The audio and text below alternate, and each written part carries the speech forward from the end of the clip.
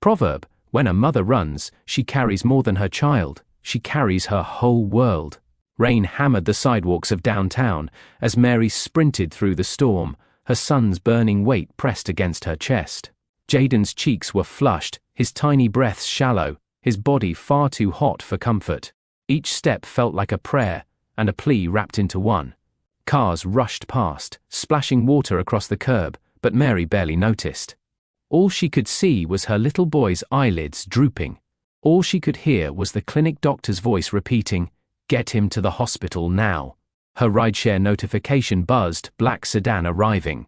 She scanned the street through the rain until she spotted a sleek black Mercedes rolling to a stop. "Thank God," she whispered. She pulled the back door open with trembling hands and slid inside, cradling Jaden tightly. "The hospital. Please go, please," she gasped, her voice cracking under the pressure of fear. Only when she looked up did she realize the mistake. The man in the driver's seat wasn't a rideshare driver. He wasn't wearing a uniform or checking a dashboard app. He was well-dressed, sharply focused, and now turning slowly toward her with confusion tightening across his features. Their eyes met in the rearview mirror. For a split second, neither moved. Mary's heart dropped. She'd entered the wrong car. I'm sorry," she stammered, reaching for the door. But Jaden's head suddenly slumped against her shoulder. "Please.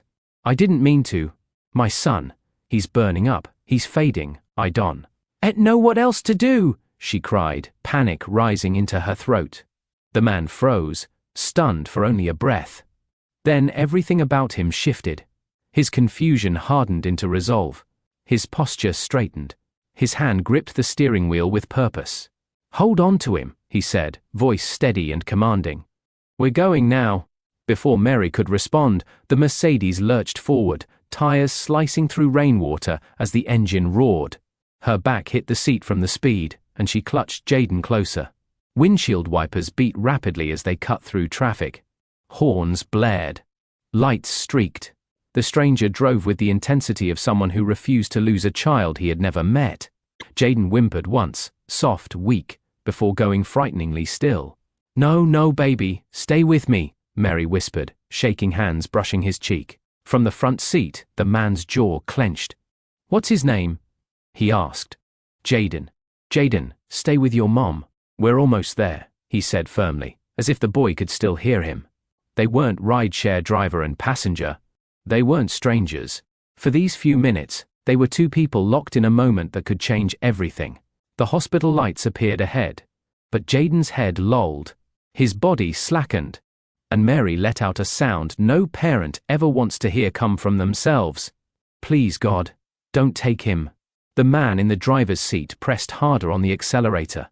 His name, Mary didn't know it yet, was Mark Harrington. And nothing about this moment would leave any of their lives the same. Sometimes life pushes you so far to the edge that you stop thinking. You just move. You run. You fight. You pray. As Mary held her son in that speeding car, soaked from the rain and shaking. From fear, she wasn't worried about embarrassment or judgment. She wasn't thinking about whose vehicle she'd burst into or whether her mistake would cause trouble. She was thinking like any parent would. And that's where we pause and speak to the viewer directly. Have you ever made a desperate choice because the alternative was losing someone you love? Have you ever faced a moment where embarrassment didn't matter, reputation didn't matter, only survival? Have you ever been judged for doing the best you could with what you had? Maybe it was bringing your child to the ER without insurance. Maybe it was asking someone for help when your pride screamed not to. Maybe it was choosing the wrong door. Or the wrong car. But hoping someone inside would show mercy. Mary didn't jump into that Mercedes because she was careless. She jumped because there was no time left, no backup plan, no help coming, no one else standing beside her in that storm. And sometimes, life gives you nothing but impossible choices. Sometimes, you're forced to believe that help will come from somewhere, anywhere. So here's a question for you, watching right now. Have you ever prayed for a miracle so loudly in your heart that you didn't care how strange it looked from the outside? Because that's exactly where Mary was when she opened that door. Fear in one hand, her son in the other, hope hanging by a thread. She wasn't looking for a billionaire. She wasn't looking for a savior. She was just looking for a chance. And little did she know, that chance was sitting behind the wheel. The closer they came to the hospital, the quieter Jaden became. That silence was louder than the storm outside. "Jaden, baby," Mary whispered, tapping his cheek with trembling fingers. His head rested limply against her shoulder, his breath shallow and slow. Her fear hit a level she didn't know existed. From the front seat, the man tightened his grip on the wheel. "We're almost there," he said, pushing the Mercedes harder through traffic. A horn blared. Tires screeched. Mary barely noticed. All she could see was her son's fading expression. When they pulled into the hospital drop-off lane, Mary threw the door open before the car even stopped moving. "Help! Somebody help my baby!" she cried out. Nurses at the entrance glanced over, hesitant, assessing, waiting for instructions. That weren't coming fast enough for a mother whose child couldn't breathe. Mary clutched Jaden to her chest, her voice breaking. "Please, he's not responding, please." But the intake nurse lifted a clipboard instead of moving.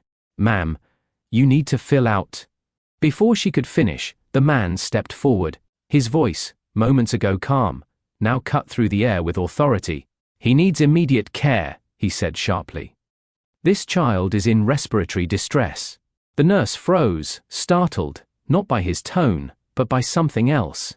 The man reached into his jacket and briefly revealed something, an identification card, polished, official-looking, something that made the nurse straighten instantly, all hesitation gone. "Yes, sir." "Right away," she said, signaling 2 attendants. They rushed over, lifting Jaden gently from Mary's arms. Mary reached out instinctively. "Be careful, he's burning up. Please." "We've got him," one of them assured, rolling the small boy toward the treatment area. Mary moved to follow, but her knees nearly buckled.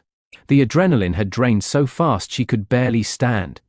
A hand caught her elbow, steady, warm, grounding. It was him. The stranger whose car she burst into, the man who hadn't hesitated when her world was falling apart, the man everyone here suddenly seemed to recognize. "Go with him," he said softly. "They'll take care of him now." Mary stared at him, rain dripping from her hair, her chest heaving with fear. "Why are you helping us?" she whispered. He didn't answer that yet, not fully, not here. Instead, he said simply, "Because you needed someone who wouldn't stand still." And for the first time since this nightmare began, Mary felt the smallest thread of hope. She didn't know who this man truly was, but the hospital staff did, and that meant everything. As Mary followed the nurses down the hall, clutching the last warmth from Jaden's empty arms, one thought echoed in her mind. How did a mistake lead her to the one man who refused to let her face this alone? The truth is, life has a way of placing the right people at the wrong moments, or the wrong people at the right moments, and only time reveals which one it is. And now we ask the viewers, what if the stranger whose car you entered by accident becomes the man who changes the direction of your entire life? And what if he's hiding a truth so heavy that, once revealed, it threatens the fragile peace you'll build together? Because this wasn't just a ride to the hospital. This wasn't just a mistake. This was the moment 2 worlds touched, one formed by struggle, the other shaped by power, and neither would remain the same. Mary didn't know it yet, but the man who stepped out of that Mercedes was Mark Harrington, a CEO with a past he rarely discussed, a reputation the city knew well, and a heart that had been empty for years. But fate had plans for both of them. Plans that would test them. Plans that would soften them. Plans that would push them to confront the very things they thought they could hide. If you're watching this and your heart's already racing, do me a favor right now. Drop a comment. It helps push this story out to more people. Hit the like button to support the channel. And if you're new or returning, welcome to Sir Brad Stories. Make sure you subscribe so you never miss a story that might change your day. Because what comes next is the journey that began with a mistake and grew into something none of them expected. The morning started with a quiet stillness that didn't feel right. Mary always woke before sunrise, slipping out of bed to get ready for her shift at the small grocery store down the street. But today, before she could even swing her legs over the edge, she heard a soft, weak whimper from Jaden's room. Something in that sound made her heart clench. She rushed to him, already calling his name under her breath. Jaden? Baby, what's wrong? She found him curled on his side, drenched in sweat. His little chest rose unevenly, breaths shallow and quick. When she touched his forehead, her fingertips recoiled. He was burning, hotter than she had ever felt him. "Dear God," she whispered.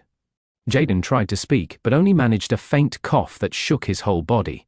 Mary scooped him into her arms, panic racing through her like electricity. She held him close, rocking gently as she whispered, "I'm here. Mama's here." Her hands trembled as she reached for her phone. She called the neighborhood clinic, her usual place for minor fevers and childhood colds. But this wasn't a normal morning. This wasn't something a cool cloth and children's medicine would fix. When the nurse answered, Mary didn't waste a second. "My son, his fever is so high, he can barely breathe. Please, I don't know what to do." "Bring him in immediately," the nurse said firmly. Mary threw on the nearest jacket and wrapped Jaden in a blanket. She didn't have a car, and her job didn't pay enough for regular taxis. So she clutched her phone with shaking hands and ordered the quickest rideshare available. Every second felt like it was slipping through her fingers. By the time she arrived at the clinic, Jaden's eyes were half open, unfocused. Her heart hammered as she called out to the staff, "Please help him." The nurse rushed them into an exam room. Another nurse checked Jaden's temperature, and the reading made her eyebrows shoot upward. "This is too high," the woman said. "He needs to go straight to the ER, now, don't wait." Mary blinked, stunned. But I don't have." "This isn't optional," the nurse interrupted gently but firmly. "His breathing is compromised. You don't have time to worry about anything else. Go immediately." Mary nodded, swallowing the rising panic. She thanked them quickly, dashed outside with Jaden in her arms, and pulled out her phone again. Hands shaking, vision blurring, heart pounding. She requested another ride share, but the app warned, "Long wait due to weather." "No," she whispered. "Please, not now." She held Jaden tighter, kissing the top of his head. His skin was still scalding, his breathing too shallow. She needed to get him to the hospital. She needed a miracle. Her phone buzzed suddenly. Black sedan arriving. Mary exhaled in relief. Okay. We'll get you help, baby." She rushed to the curb through the rain, scanning the street until she spotted a sleek black car pulling up. She didn't look twice. She didn't hesitate. She couldn't. Everything depended on getting her son inside that hospital before it was too late. The rain fell harder by the second, blurring the cars on the road. Mary tightened her grip around Jaden, shielding him from the cold drizzle as the black sedan rolled to a stop near the curb. She didn't tap the license plate. She didn't check the driver's name. She didn't even look at her phone again. When you're a parent fighting the fear of losing your child, precision takes a back seat to urgency. She practically sprinted to the back door, tugged it open with one arm, and slid inside while cradling Jaden's head against her shoulder.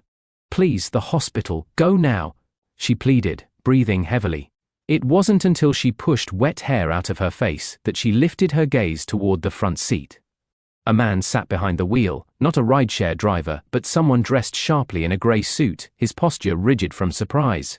He turned slowly, confusion flickering in his eyes, as he looked back at Mary and the limp child in her arms. For a moment, the car's interior fell utterly still. Mary's heart lurched. His expression wasn't the familiar friendly professionalism of a rideshare driver. This man didn't look like someone working a shift. He looked like someone out of place in the storm, polished, composed, and now taken aback by the frantic woman in his back seat. Her throat tightened as realization washed over her. "This isn't my Uber, is it?" she whispered, embarrassment and panic blending into one. The man blinked, wrestling between confusion and concern. No, I'm not with a rideshare company." Mary's stomach dropped. "Oh God, I'm so sorry," she said quickly, reaching for the door handle. "I didn't mean. I thought. I have to." But Jaden whimpered weakly, and Mary froze. His body sagged toward her chest. He was losing strength faster than she could react. There was no time to correct a mistake, no time to explain, no time to find another car. Her eyes met the stranger's in the rearview mirror, pleading, terrified, desperate. "Please," she whispered, voice cracking. My son is really sick. I thought you were my ride. I didn't mean to jump in like this, but I don't have anyone else. Please help us get to the hospital." The stranger stared at her for a heartbeat. A long, heavy heartbeat. Then everything changed.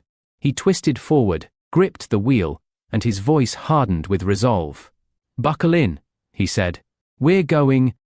The engine roared as the tires kicked up water from the flooded street. Mary clutched Jaden tightly, brushing his cheek with trembling fingers. "Jaden, baby, stay with me," she whispered. No answer. Her panic spiked. His breathing, already shallow, slowed even more. His small hand slipped from her grasp and dangled at his side. Mary felt something inside her crack. From the front seat, the man didn't hesitate. He switched lanes with precision, weaving through traffic faster than she thought possible. "What's his name?" he called out, eyes locked on the road. "Jaden," she whispered. "Jaden, hang in there," he said, raising his voice slightly as if willing the child to hear. "We're almost there, buddy." Mary tried to rock him gently, but her hands were shaking. Tears gathered at the corners of her eyes, sliding down her cheeks as she whispered prayers between breaths. A truck splashed water across the windshield. The man leaned forward, jaw tightening as he maneuvered through the mess of headlights and horns. "I'm calling ahead," he said abruptly. "With who?" Mary asked, her voice barely above a whisper.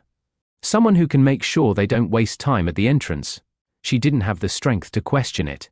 She watched him tap something on his dashboard screen, speaking briefly to a contact whose voice she couldn't hear. His tone was short, urgent, clipped.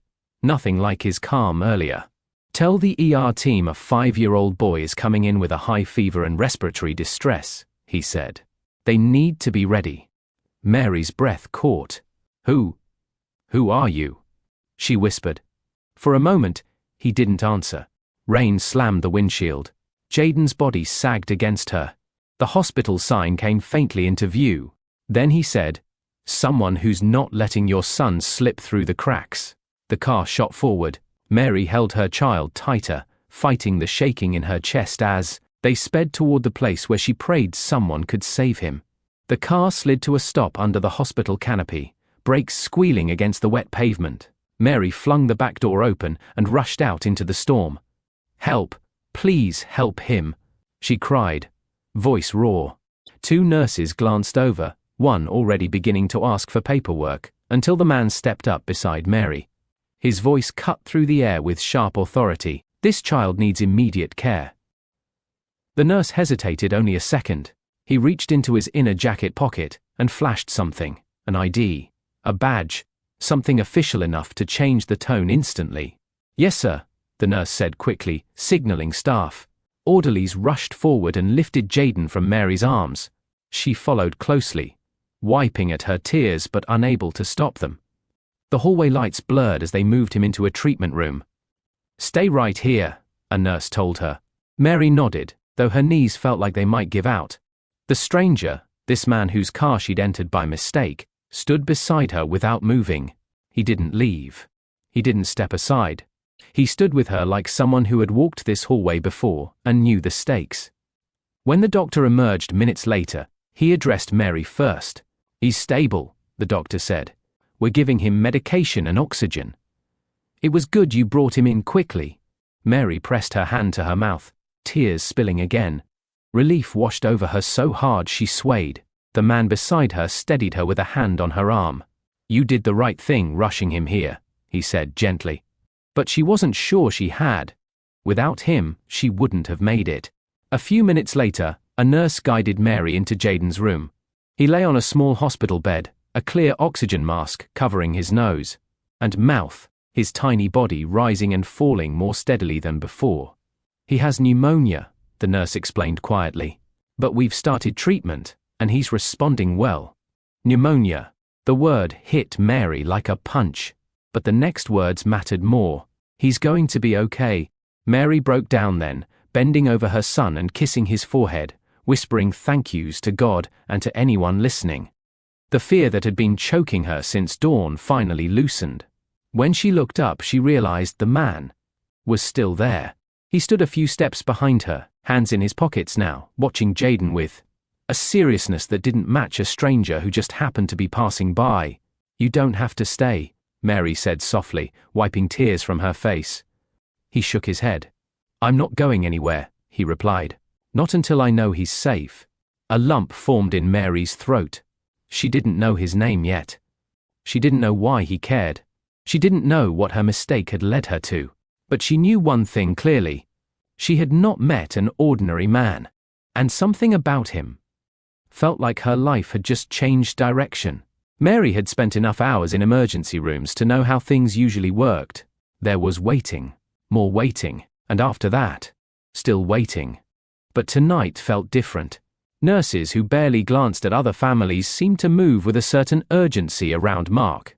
When he stepped up to the station with Mary beside him, a staff member, who moments earlier had been typing, slowly suddenly straightened. "Is there anything else your team needs?" she asked politely. "Your team." Mary blinked at the phrase. She wasn't part of any team. She was just a mother praying her son would pull through. But standing next to Mark made the staff treat her differently. Not dismissively, not impatiently, but carefully. Mark nodded once. "He's stable for now. We appreciate it." The nurse smiled with a respect that didn't fit a stranger. "Of course, Mr." She paused when Mark gave her a subtle shake of his head, silently telling her not to say more. "Of course," she repeated, correcting herself. Mary noticed that. She noticed everything. Who was this man? He didn't dress like someone trying to impress. His grey suit was well tailored, yes, but simple. His watch was expensive, but understated. His manner was calm, but it carried weight. As they sat outside Jaden's room, Mary observed the glances from nurses walking by. Not curious glances, recognizing ones. Mark watched her, watching them. "You okay?" he asked.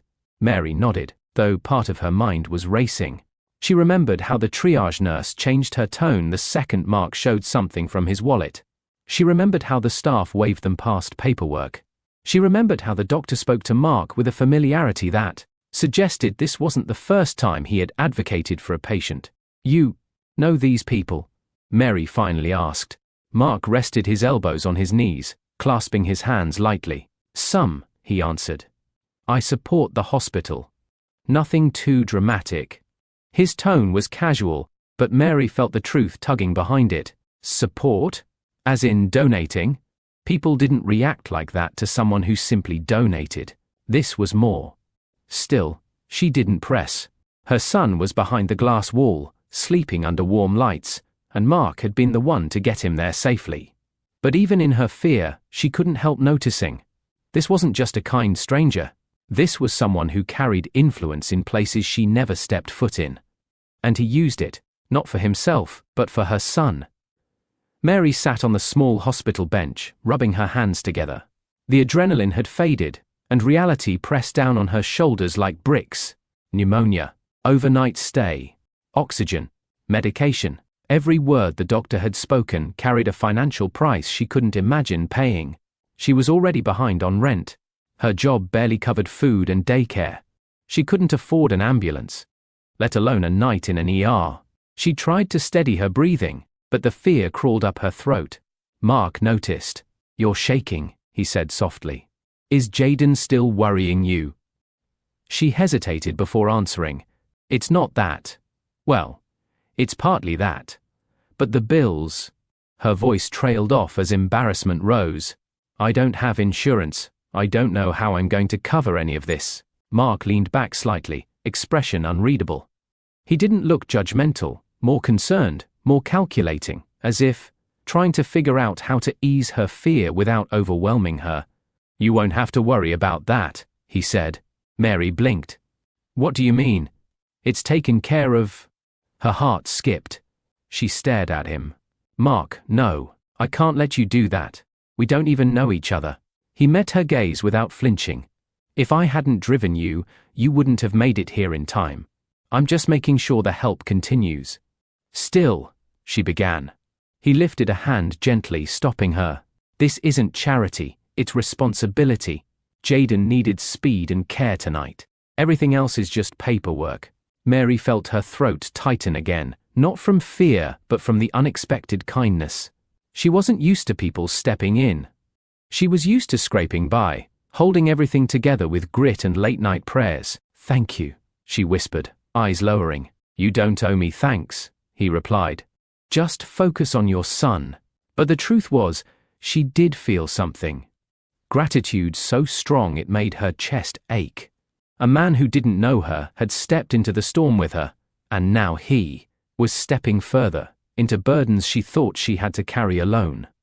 Hours passed. Jaden slept peacefully, his breathing steadier with each minute. Mary hadn't eaten since last night, but she didn't feel hungry. Her body was too tired, her mind too wired to care. She sat with her hands folded, watching the slow rise and fall of her son's chest. A soft knock sounded at the door.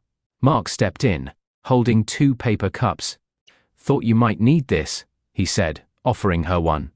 Mary accepted with a sigh of relief. "You didn't have to do all this." "Maybe not," he replied, taking a seat beside her. "But I wanted to." They sat in quiet for a moment before Mary spoke again. "You seem comfortable here." Mark chuckled softly. "Not exactly comfortable. Familiar, maybe." "Why?" Mary asked. He took a slow sip of his coffee, looking at the floor for a moment before answering. "I spent a lot of time in hospitals as a kid," he said quietly. "My mom worked 2 jobs. Sometimes she couldn't afford a babysitter, so my sister and I waited in waiting rooms while she worked as a nurse's assistant." Mary's brows lifted. "You grew up like that?" He nodded. "We struggled. A lot. But my mom never let us feel hopeless. She believed things would get better if we just kept moving." "That sounds like you," Mary said softly. Mark smiled at the comment. "Maybe I inherited that from her." "What happened to her?" Mary asked gently. Mark inhaled, then exhaled slowly. "She passed when I was 17. Suddenly. No warning." Mary's heart sank. "I'm so sorry." He nodded once. "It changed everything. After that, I worked non-stop, school, part-time jobs, anything to keep my sister and me afloat. That's how I ended up building what I have now." Mary listened carefully, surprised at how raw and open his tone became. "You weren't born into money," she said. "No," he replied. "I earned every step, and I never forgot the people who helped us along the way." Mary looked down at her coffee, processing the truth behind his words. Something about him made more sense now. The urgency, the compassion, the familiarity with hospitals. He wasn't just helping because he could. He was helping because someone once helped him. Mary studied him more closely as he spoke. His confidence, his clean-cut appearance, his calm command, it all made him seem like someone who had always belonged to high places. But the stories from his past painted a different picture. "You know," she began softly, "when I first got into your car, I thought you were one of those men who never had to worry about anything." Mark smirked at that. "Far from it. But now I'm realizing." She paused, searching for the right words. "You understand what it feels like to struggle." Mark's expression shifted. Not defensive, just honest. "There's a lot people don't know about me. I don't exactly advertise it." "Why not?" Mary asked. He shrugged lightly. "People see what they want to see. A position, a title, a lifestyle. The story behind it doesn't matter to most. But it matters to me," Mary said gently. He looked up at her, eyes softening. For a second, neither of them spoke. The air between them settled into something quiet but meaningful. Mark cleared his throat. "Well, if you ever want to know more, I'll tell you. I just don't want to overwhelm you on a night like this." "It's not overwhelming," Mary said. "It's real." Her words hung in the air. Mark exhaled slowly, as if relieved that she didn't see him differently now. In fact, she saw him more clearly than before. A man who rose from hardship. A man who carried memories quietly. A man who stepped into her crisis without hesitation. It made her chest warm in a way she wasn't prepared for. The next few hours unfolded gently. Jaden regained color in his cheeks. His breathing deepened. The fever slowly receded under the care of nurses and medication. Mary sat by his bedside, brushing back his curls as he slept. Relief watered her eyes for the 5th time that night. Mark remained silently at her side, a steady presence that didn't crowd her, didn't demand anything, just stayed. At one point, Jayden stirred, mumbling softly under his oxygen mask. Mary reached out to soothe him. Mark stepped closer, lowering his voice. "He's strong. He'll pull through." Mary nodded, her smile faint but real. "Thank you. For everything." Mark leaned his shoulder against the wall, watching mother and son with a profoundly gentle expression. "You know," he said quietly, "you're stronger than you think. Most people would have frozen tonight. You didn't." Mary looked at him through tired eyes, feeling a flicker of something she hadn't felt in a long time. Not dependence, not gratitude, but connection. A pull. Soft. Unexpected. Undeniable. Mark didn't step closer, didn't push it, didn't change his tone. He just offered a small, genuine smile. "Jayden's lucky to have you," he added. Mary felt her heart skip. And in the quiet hum of medical machines, something unspoken passed between them. The early glow of a spark, neither of them intended, but both of them felt. The next morning, Mary woke up in the stiff hospital chair, neck sore and back aching. For a second, she didn't remember where she was. Then she heard the soft hiss of the oxygen and saw Jayden lying in the hospital bed, cheeks less flushed than the night before.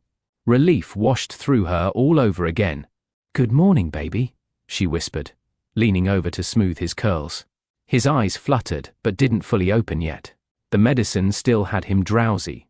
She stretched her arms and stood, planning to wash her face in the bathroom down the hall. She'd barely taken 2 steps when she heard a knock at the half-open door. "May I come in?" She turned and saw him. Mark stood in the doorway holding a paper bag in one hand and a small gift bag in the other. His suit jacket was off today. He wore a simple button-up shirt with the sleeves rolled to his forearms. He looked a little less like the powerful man who had commanded the ER, and more like someone's son, someone's co-worker, someone familiar. "You're back," Mary said, surprise softening her tired features. "I told you I'd check on you both," he replied. "Did you think I was just saying that to be polite?" She shrugged weakly. "You'd be surprised how many people say nice things in a crisis and then disappear." He took a few steps in and set the paper bag on the small table. "Well, I don't like disappearing." "What's that?" She nodded toward the bag. "Breakfast," he answered. "From a diner a few blocks away. Not hospital food. They had pancakes, eggs, fruit. I wasn't sure what you liked, so I got a bit of everything." Mary blinked, caught between disbelief and gratitude. "You didn't have to." He smiled lightly. "You're right, I didn't. But I wanted to." She looked at the gift bag. "And that?" He glanced at Jayden. "That's for him. A couple of small toys, crayons, a coloring book. Kids get bored fast in hospital beds." Mary's throat tightened again. "You don't even know us." His answer was simple. "I know enough. I know you're a mother who ran in the rain to save her son. That's enough for me." For the first time since this ordeal began, a faint smile tugged at Mary's lips. She gestured toward the chair. "You can sit, if you'd like." He took a seat, not too close, giving her space. She opened the diner bag and found warm food neatly packaged, napkins, utensils. Even a small container of syrup secured with tape so it wouldn't spill. "You really thought of everything, huh?" she said. "I've spent my fair share of long nights in hospitals," he replied. "I know food helps." They talked while she ate, simple, light conversation about how long she'd lived in the city, his favorite spots for coffee, the way the weather lately seemed to swing from one extreme to another. Jayden shifted in his sleep, and both of them looked toward him at the same time. Mary noticed that. Their mornings continued like that for the next few days.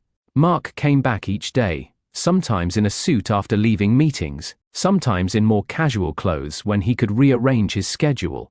He brought groceries when he learned Mary didn't have much food at home. He stocked her fridge with basics: milk, eggs, bread, fruit.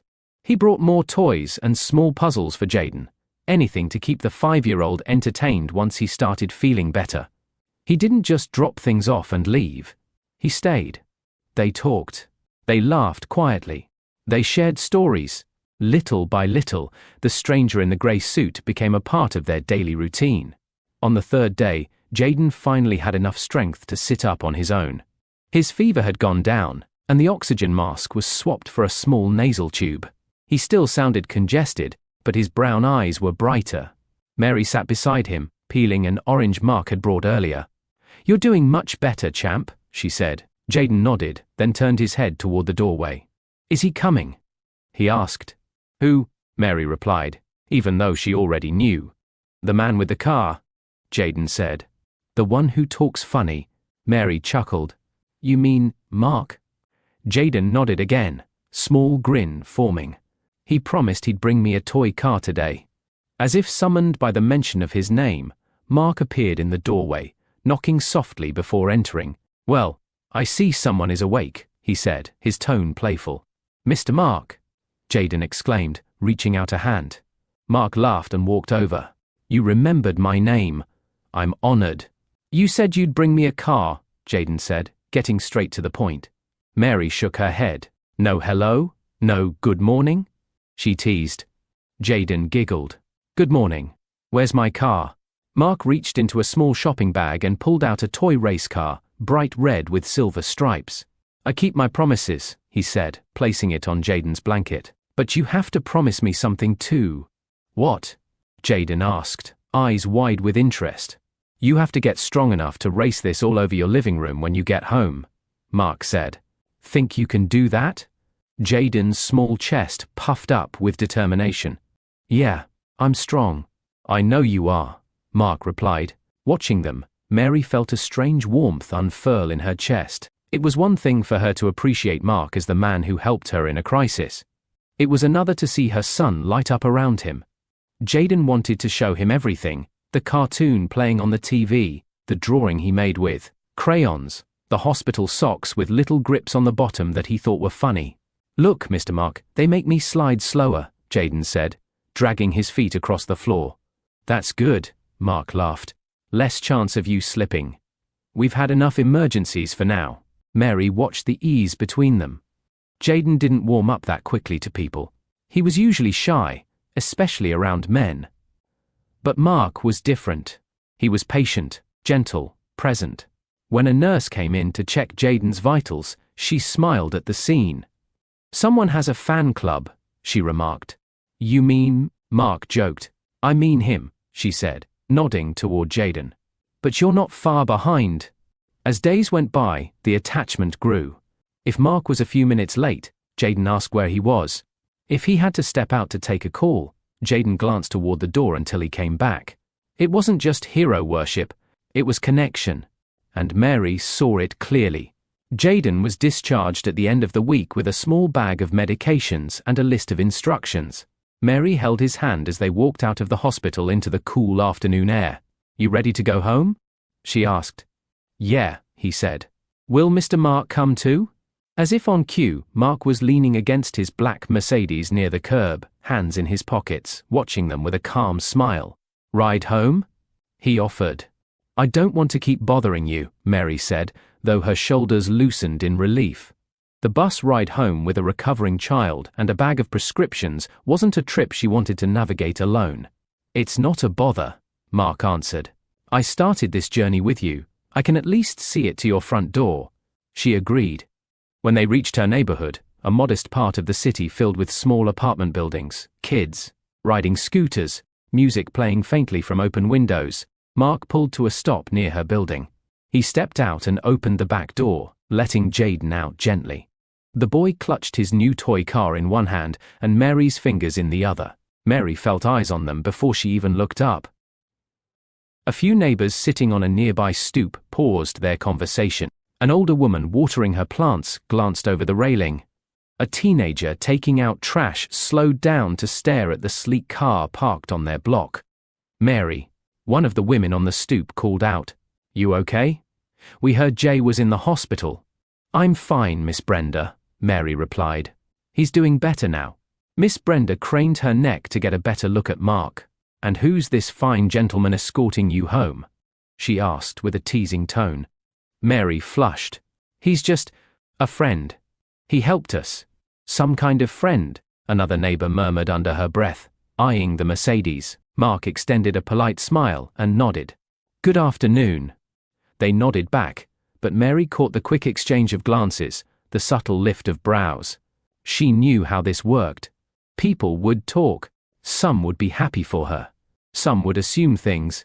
Some would wonder what a man like that was doing on their block with her. Once they made it up the narrow stairway to her apartment, Jayden trudged straight to the couch and lay down. "You should rest," Mary said, placing a blanket over him. She turned to Mark. "Thank you again." "Really?" He glanced around her small living room, modest furniture, a toy basket in the corner, a small TV, a few framed photos on the wall. "You made this space warm," he said. "It feels like home." She shrugged. "I do what I can." From the window she could see faces peeking from curtains, curious. She sighed softly. "You okay?" Mark asked. "They're going to talk," Mary admitted. "People see a man like you and a woman like me get out of a car together, and their minds run." "Let them talk," Mark said calmly. "They don't know the full story." "They'll make one up," Mary said with a half laugh. He tilted his head. "And do you care what they think?" She hesitated. "Yes," she admitted. "But not more than I care about my son being alive." Fair enough, he thought. Support came from some corners, neighbors stopping by later with, "We're glad he's okay," and offers to help with errands. But Mary could also sense the whispers, the ones that said she might be getting close to a rich man for the wrong reasons, as if they didn't know her character. She did her best to ignore it. She knew the truth. She only hoped it would be enough. A week after Jayden came home, Mary got him dressed in a small button-up shirt and dark jeans for Sunday service. The infection had cleared up well, and the doctor had cleared him for gentle activity. "Are we going to sing today?" Jayden asked, swinging his feet on the edge of the bed. "Yep," Mary said, buttoning his sleeves. "We're going to church, and you know how Sister Lila gets when you don't clap on beat." Jayden laughed. "I don't clap on beat. You get that from your uncle," she teased. Her phone buzzed. It was a text from Mark. "How's my favorite superhero this morning?" She smiled, then read it out loud for Jayden. "Tell him I'm strong," Jayden said. She typed back. "He says he's strong. We're heading to church." A moment later, Mark replied, "Which church?" She hesitated, fingers hovering over the screen. She'd told him about her church family before, how they had held her through breakups, layoffs, and long nights. But inviting him in felt like something deeper. It wasn't just a visit. It was a step into her heart's space. After a brief pause, she typed, "New Hope Baptist on 16th. To her surprise, he answered, "Can I join you?" She read it twice. "He wants to come with us," she murmured. Jayden's eyes lit up. "Mr. Mark is coming to church." Mary exhaled slowly. "Looks like it." They met out front. Mark had swapped his usual sleek suit for a simpler dark blazer and an open-collared white shirt. Still neat, still polished, but more relaxed. "You sure you're ready for this?" Mary asked with a half smile. "It's not one of those quiet services. We're lively." "I can handle lively," he replied. "Just don't put a microphone in my hand." She laughed. "No promises. They love visitors." Inside, the sound of the choir warming up filled the sanctuary. People greeted Mary as she walked in, hugging her and ruffling Jayden's hair. "Good to see you back, baby," one of the older women said. "We've been praying." "Thank you, Mother Ellis," Mary replied. Eyes shifted to Mark beside her. Some faces were openly curious. Others were politely reserved. "Morning," Mark said with a respectful nod. "How you doing, young man?" Deacon Harris asked, extending his hand. "I'm well, sir," Mark replied, shaking it firmly. Mary noticed he said sir, with the same respect he must have used growing up. They sat together in a middle pew, Mary in the middle, Jayden on the inside, Mark on the aisle. When the music started, the choir launched into a song that filled the room with energy. Mary clapped in rhythm, singing along. Jayden tried to mirror her, slightly off but enthusiastic. Mark tried to clap along too, but his timing was off. Horribly off. Mary bit back a laugh watching him. Eventually, she leaned over. "You're embarrassing yourself," she whispered jokingly. He laughed under his breath. "I'm trying." "You're trying wrong," she teased. But he kept clapping anyway, even if he was a half second behind the beat most of the time. He didn't seem embarrassed, just open, willing, present. The pastor preached about unexpected help and how one day can change the course of a life. Mary felt her throat tighten as she listened. Beside her, Mark grew quiet, eyes fixed forward, jaw slightly tight. This wasn't his usual environment. No board table, no staff, no prepared talking points. Just people, feelings and faith. He felt exposed, not because anyone was attacking him, but because the message struck places in his heart he usually kept buried. At the end of service, people came up one by one. "So, how long you been coming around Mary?" One woman asked. "You treat her right." Another added. Mark smiled respectfully. "I'm trying my best." They laughed, but their eyes held clear meaning. This was her community. These were her protectors. They were measuring him, weighing his sincerity. He didn't run from it. He stayed, answered questions, owned his story without bragging. By the time they left, Mary's world and Mark's world were no longer completely separate. He had stepped into her space and stayed standing. That evening, after church, Mary invited Mark upstairs for Sunday dinner. She hadn't planned on it, but it felt natural when they reached her building. "You ever had my grandmother's recipe for baked chicken?" she asked. "Can't say that I have," he replied. "Well, might as well fix that," she said. While the chicken baked and rice simmered, Jaden sat on the living room floor with his toy car, rolling it along the rug. Mark joined him on the floor, long legs folded awkwardly as he listened. To Jaden explained some elaborate story about a racetrack in the sky. "So the car flies?" Mark asked. "Yeah," Jaden said. "It goes up and up and up and doesn't crash." Mary watched them from the kitchen doorway, drying her hands on a towel. Her apartment had never felt this full. Not just with people, but with energy, laughter, ease. They ate at her small table, plates full, conversation light. Mark complimented her cooking. "This is better than half the places I've eaten at," he said. "You're exaggerating," she said. "I'm not," he replied. "You season your food. That alone puts you ahead." She laughed, shaking her head. After dinner, while Jaden dozed off on the couch, Mary and Mark stood by the window, looking out at the streetlights. "You fit in today," she said quietly. "At church?" he asked. "Yeah, my people. Don't always trust outsiders," she said. "They've seen a lot. They protect me. They protect Jay. But you didn't seem bothered by that." "I respect it," he said. "You deserve people who look out for you." She glanced up at him. "Why do you care so much?" His answer came slowly. "Because I know what it's like to wish someone had stepped in earlier. My mom did everything alone. She shouldn't have had to." Mary swallowed hard. His words touched places she didn't talk about often. The late nights working. The exhaustion, the loneliness of making every decision without a partner. Little by little, her guard slipped. She found herself telling him things she hadn't planned to, how her last relationship ended badly, how she'd been judged for getting pregnant young, how doors closed on her when she didn't have the right background. He listened. Really listened. Not with impatience, not with pity, just presence. "You've carried a lot," he said softly when she finished. "You shouldn't have had to do it all alone either." Silence settled between them for a moment, not awkward, just full. "Mark?" she said finally.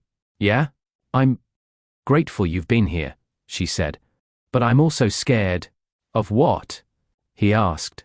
"Of getting used to you being around," she admitted. "Of Jaden getting used to you. What if this is temporary? What if one day you just stop coming?" He didn't answer immediately. Then he turned toward her, meeting her eyes. "I don't make a habit of starting things I plan to walk away from," he said quietly. "But I understand your fear. You don't know me well enough yet to trust that." She looked back at him, torn between wanting to believe him and wanting to protect herself. "So here's what we'll do," he added. "You don't have to trust my words yet. Just watch what I do." That line settled deep in her chest. She nodded slowly, because actions. She understood those. Actions had kept her alive this long. As he left that night, promising to check on them later in the week, Mary stood at the window, watching him cross the street to his car. A man who didn't belong to her world had stepped into it. Her son adored him. Her heart was starting to lean in his direction.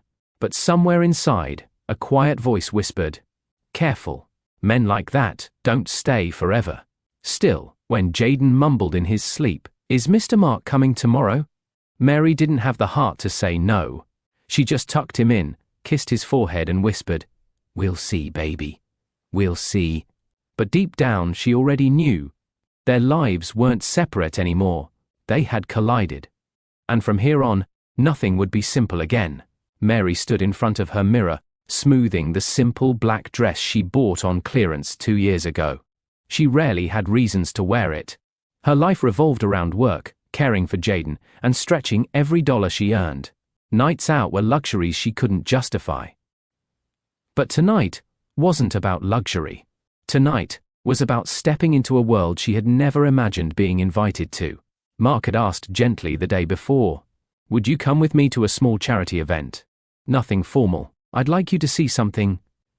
She hesitated at first. The only events she'd ever attended involved school fundraisers or church potlucks. But the sincerity in his eyes, and the soft way he added, "No pressure," convinced her. Now here she was, tugging at the hem of her dress nervously as she waited for him outside her apartment building. When Mark's car pulled up, he stepped out instead of honking. He wore a suit, sleek, fitted, sharp. But his smile softened the intimidating edges. "You look beautiful," he said quietly, not overstating it, not performing it, simply stating what he saw. Mary flushed. "I don't really dress up much." "That's all right," he replied. "You don't need anything extra." He opened the car door for her, and when she sat inside, she caught a faint scent of clean cologne and leather. Jaden waved from the window upstairs, and Mary waved back, heart fluttering with nerves she tried to suppress. As they drove downtown, the buildings grew taller, brighter. Cars changed from practical sedans to luxury vehicles she'd only seen in magazines. When they reached the venue, a grand hotel ballroom with tall glass windows and a chandelier visible from outside, Mary's breath caught. "This is small to you?" she whispered. Mark chuckled. "This is one of the tame ones." Inside, the carpet was plush beneath her heels, the lighting warm and golden. Guests in elegant gowns and expensive suits mingled with champagne glasses in hand. Laughter echoed softly through the room. Mary felt her chest tighten. She didn't belong here. Her hair, though neatly pressed, wasn't professionally styled. Her dress was plain, not glittering. Her heels were the kind sold beside church hats in discount stores, not the ones displayed behind glass cases. Mark seemed to sense her unease. He gently touched the small of her back, his hand warm, grounding. "You're with me," he said quietly. Those words didn't erase her insecurities, but they steadied her steps as he guided her through the room. He didn't introduce her loudly or dramatically. He didn't place labels on her. Instead, he kept his introductions subtle. "This is Mary. A friend. Mary was with me earlier today. Mary. This is someone I've worked with." Not once did he add anything that suggested she was out of place. Still, Mary caught the glances. The way people's eyes slid over her clothes. The surprise when they realized she wasn't another CEO or investor's wife. The slight pauses, those small loaded hesitations. But Mark stayed close, keeping conversations light. He even stole small glances at her, checking if she was all right, offering a reassuring smile every time their eyes met. She appreciated that more than she let on. Still, she wondered, why would someone like him bring someone like her into this room? She didn't have an answer yet. But the night was far from over. Mary stepped aside near the refreshment table to steady herself. She needed a moment away from the crowd. But moments didn't last long here. 2 women approached, both dressed in gowns that probably cost more than her monthly rent. One smiled politely, the other pretended to check her phone while glancing openly at Mary from head to toe. "You're new," the smiling one said. "I don't think we've met before." "No," Mary replied softly. "Just here for the night." "Oh," the woman said with an airy laugh. "How sweet. Are you part of the staff?" Mary blinked. "No." "Ah," the woman said, smile becoming tighter. "Well, we love seeing new faces, especially ones that are different from the usual crowd." Different. The word stung more than Mary expected. The second woman chimed in. "I'm curious. Mark brought you?" "Our Mark Harrington. He usually comes alone. Or with donors? Mary's face warmed. We're friends. Friends. The way she repeated the word felt like an accusation. Where did you two meet? The woman asked. Actually, let me guess. Community outreach. The implication was clear. Mary felt it like a slap. No, she replied firmly. It was unexpected, but he helped me when I needed someone most. For a brief second, the women exchanged glances that carried entire paragraphs of silent judgments. Well, one finally said, hopefully you enjoy the night. Make sure to try the hors d'oeuvres. They're unusual, might be adventurous for some. Mary excused herself before she said something she'd regret. She made her way to a side area near the wall, trying to breathe, but the whispers didn't stop. Who is she? She doesn't look like she's from here. Does she even understand what this event is about? Mark must be going through something. Her stomach twisted. These weren't loud attacks. These were the sharp, polite knives people used when they wanted to hurt you without raising their voice. She wasn't fragile, life had made sure of that, but this room wasn't built for her. This environment wasn't made with women like her in mind. She wanted to disappear. That's when Mark reappeared, carrying drinks. Mary, I got you. He stopped mid-sentence when he saw the look on her face. What happened? He asked softly, concern replacing his earlier smile. Mary swallowed. Nothing. I'm fine, Mary, he said gently. You're not fine. Her silence gave him the answer. His jaw tightened. Did someone say something to you? He asked. She shook her head, eyes dropping. It doesn't matter. I shouldn't have come. Yes, you should have, he said quietly. You deserve to be anywhere I can walk into. But the words didn't take the sting away, not yet. Mary stepped outside onto the balcony to breathe. The cool night air swept against her skin, easing some of the pressure building behind her eyes. Downtown stretched before her, city lights glimmering like fallen stars. Cars hummed far below. For a few minutes, she let the world blur. She thought she was done crying after the hospital, but tonight cut differently. She wasn't fighting for her son. She was fighting to exist, without shrinking, without apologizing. A soft click sounded behind her. Mark stepped outside, closing the balcony door quietly. Mary, he said, his voice gentle. Talk to me. She wiped her cheeks quickly. Don't. Please. I don't want to cry in this dress. He stepped closer. You're allowed to feel hurt. They made me feel like I was trespassing, she said, voice cracking. Like I was some charity project you dragged inside. Mark looked pained. You're not that. Not even close. But that's how they see me, she said. A woman like me doesn't belong in that room, Mark. Not in their eyes. Not with you. He exhaled slowly, then leaned against the railing beside her. I brought you because I wanted you here, he said. Not as decoration, not as someone to impress them, but because you're one of the few real people I've met in years. She looked at him, surprised at the sincerity. He continued. You think they see you as different.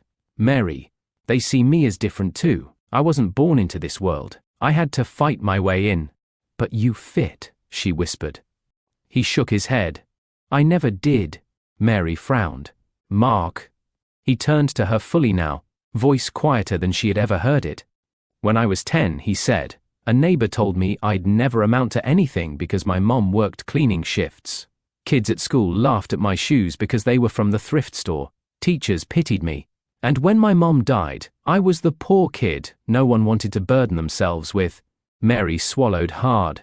I got into this world by working harder than everyone around me, because I didn't have a father's name or money behind me. And when I finally made it, these rooms didn't accept me. They tolerated me because they needed me. He lowered his gaze. I learned to hide everything. My past, my struggles, my grief. These people don't respect pain, they exploit it. Mary stared at him, stunned. This wasn't the polished CEO. This was the boy he once was. Bruised, resilient, unprotected. You think you don't belong, he said softly, because you walked in as you are. I don't belong because I walked in and pretended I was someone else. A tear slipped down Mary's cheek. She didn't bother hiding it this time. I didn't know, she whispered. You weren't meant to, he said. But I wanted you to understand. You and I aren't from different worlds. We're from the same one. I just ended up standing in a different room. Mary turned toward him, overwhelmed by the honesty he had never shared before. And suddenly, the night didn't feel so heavy. He reached up, brushing a tear from her cheek with his thumb. "Mary," he said quietly, "don't ever think you're less than anyone in that room. They couldn't live a day in your shoes." She finally let the walls fall. Her breath trembled, and she leaned forward until her forehead rested briefly against his shoulder. He didn't pull her in. He waited, letting her choose closeness, not forcing it. And when she didn't pull away, Mark gently wrapped his arm around her, a silent promise in the cold night air. The city hummed beneath them, a low vibration that felt alive. The balcony lights cast a soft glow over Mary's face, highlighting every emotion she tried to hide but couldn't anymore. Mark pulled back just slightly, giving her room to breathe. "I didn't mean to fall apart," she whispered. "You didn't fall apart," he said. "You let someone see you. There's a difference." Mary took a deep breath. "It's just, I've spent years being strong. I don't remember the last time someone stood beside me when things got hard." "I'm here now," he said. "But why?" she asked, voice trembling. "Why me?" His eyes softened. "Because you walk through life with more strength than anyone I've met. Because you love your son with everything in you. Because you look at people without measuring them first. Because when you're hurting, you don't lash out. You try to carry it alone." He paused, then added quietly, "And because when you walked into my car that night, something in my life finally made sense." Mary's heart fluttered in a way that scared her. She hadn't felt anything like this in a long time, maybe ever. Mark wasn't just kind or handsome. He saw her, and she saw him, stripped of wealth, stripped of expectations. Just a man. Broken in familiar ways, trying harder than anyone realized. She stepped closer, the space between them shrinking until she could feel the warmth of his breath. "Mark," she whispered. He held her gaze. "Yes? Don't make promises you can't keep," she said softly. He shook his head. "I'm not promising anything I don't mean." Silence fell. Slow, warm, charged. He reached up, brushing a stray curl behind her ear. His fingers lingered near her jaw. She exhaled shakily, eyes lowering for half a second before returning to his. He leaned in, careful, slow, giving her every chance to pull away. She didn't move. Their lips met softly at first, a question asked in the gentlest form. Mary's breath hitched. She pressed closer, answering the question. The kiss deepened, warm, tender, unhurried. It wasn't about passion. It wasn't about desire. It was about recognition. Two hearts that had been running empty, finally finding someone who felt familiar. When they pulled apart, Mary's forehead rested against his. "I wasn't expecting that," she whispered. "I've wanted to do that for weeks," he admitted. She laughed quietly, nerves easing. The city lights shimmered below them, but up here, the world had narrowed to just the two of them.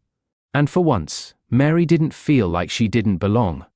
For once, she felt seen, wanted, safe. On the drive home, Mary watched Mark with new eyes.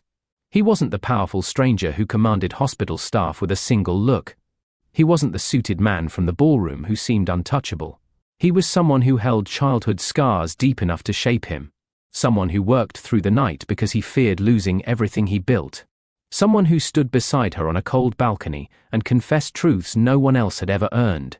When they reached her building, he didn't rush the goodbye. He walked her up the stairs, hands in his pockets, expression soft. Jaden's babysitter greeted them at the door, waving happily before slipping past them. Mary walked inside with Mark behind her. The apartment felt smaller tonight, not because of space, but because of how different everything felt now. She turned to him, unsure what to say. He took a slow breath. "I'm glad you came tonight, even with everything that happened." "Me too," she admitted. "I saw a side of you I didn't expect." He smiled faintly. "There are a lot of sides, some I still don't understand myself." Mary stepped closer. "When I met you, you were this man I thought I'd never cross paths with again, someone way out of my world, but now—" She paused, heart beating fast. "Now," she said softly, "you feel real." His brows lifted gently. Real is good, he said. Real is all I want to be with you. Mary's chest warmed. She felt the shift, subtle but powerful, like the turning of a page in a story she didn't know she was part of. She didn't see a billionaire anymore. She didn't see money or status or the polished world he lived in. She saw the boy who lost his mother too young. She saw the man who refused to leave her side when her son's lungs were fighting for air. She saw the person who listened to her fears without dismissing them. She saw someone she could possibly trust, and that terrified her. "Good night, Mary," Mark said softly, lingering for a moment. "Good night," she whispered back. He stepped out into the hallway, pausing for a heartbeat before heading down the stairs. Mary closed the door gently behind him, leaning her forehead against it. Something had changed tonight. Deeply. Quietly. Undeniably. She wasn't just grateful to Mark anymore. She was beginning to care. 2 weeks after the gala, Mary invited Mark to a Saturday cookout being held in the courtyard of her apartment complex. It wasn't a fancy event, just neighbors grilling chicken, kids running around, with water balloons, music playing from an old speaker balanced on a stool. But this was her world. And if Mark wanted to understand her life, this was where it started. "You sure you're ready for this?" Mary asked as they walked through the courtyard gate. Mark glanced around. Smoke rising from the grill. Kids yelling tag, "You're it." Off-key music blasting from a playlist someone's cousin had made. Women wearing aprons and holding tongs like weapons. Folding tables covered with foil pans of macaroni, ribs, cornbread, beans and potato salad. "I can handle business meetings with 20 executives," he said. "I think I can handle this." Mary smiled. "Executives are easier. These aunties don't play." Before he could ask what that meant, 3 older women spotted them. "Oh, look at God," one said loudly. "Mary done brought somebody," Mary murmured under her breath. "Brace yourself." The women approached like a panel ready for interrogation. "Now who is this tall drink of water?" The first auntie asked, eyes narrowing playfully. "This is Mark," Mary said, trying not to blush. "He's a friend." "A friend," the auntie repeated knowingly. "And does this friend know how to eat food that's been seasoned?" Mark smiled politely. "I've been told I do." She looked him up and down like she could read his whole life story from the polish of his shoes. "We gon' see." Another auntie leaned in. "You treatin' our Mary right?" "Yes, ma'am," Mark replied immediately. "You callin' me ma'am?" she said, fanning herself. "Look at them manners." The third auntie nudged Mary. "Okay, Mary, you got yourself one with some sense." Mary covered her face. "Please, stop." The aunties laughed and drifted back toward the grill, still whispering about Mark like he wasn't standing 10 feet away. "I told you," Mary murmured. "They don't let anything slide." Mark chuckled. "I like them." "You say that now," she replied. "Wait until they ask when you're meeting the pastor." He swallowed. "Is that soon?" "Oh, they'll schedule it," she said. The neighborhood kids saw him next. A group of little boys approached cautiously, whispering loud enough for an old man across the lawn to hear. "That's the guy with the nice car. He got a watch that probably cost $1 million. I bet he don't know how to play basketball." "Say basketball," another boy corrected. "Not bastable." Mary gasped in a laugh. "You'll leave him alone." One kid stepped closer. "You play?" Mark looked at Mary. "Should I?" She shrugged. "Only if you want to embarrass yourself." He raised a brow. "I'll take that challenge." 15 minutes later, Mark was sweating through his shirt as he sprinted across the cracked asphalt court, trying, and failing, to keep up with kids half his height. "This is cheating," he said between breaths. "You're supposed to run slower." The boys laughed. "Nah, you slow." Mary sat with the aunties, sipping lemonade and watching Mark fumble the ball. "Oh, bless his heart," one auntie said. "He trying his best." "He got spirit," another added. By the time Mark stumbled back toward Mary, hands on his knees, hair messy, shirt damp, he looked nothing like the man who walked into hospital boardrooms with effortless control. And Mary loved it. "Don't say a word," he said. I wasn't going to, she lied. He sat beside her, still catching his breath. Your world is loud. She laughed. You get used to it. He looked at her, something soft flickering in his eyes. I could get used to it. And in that moment, Mary realized he meant it. The next week, their worlds reversed.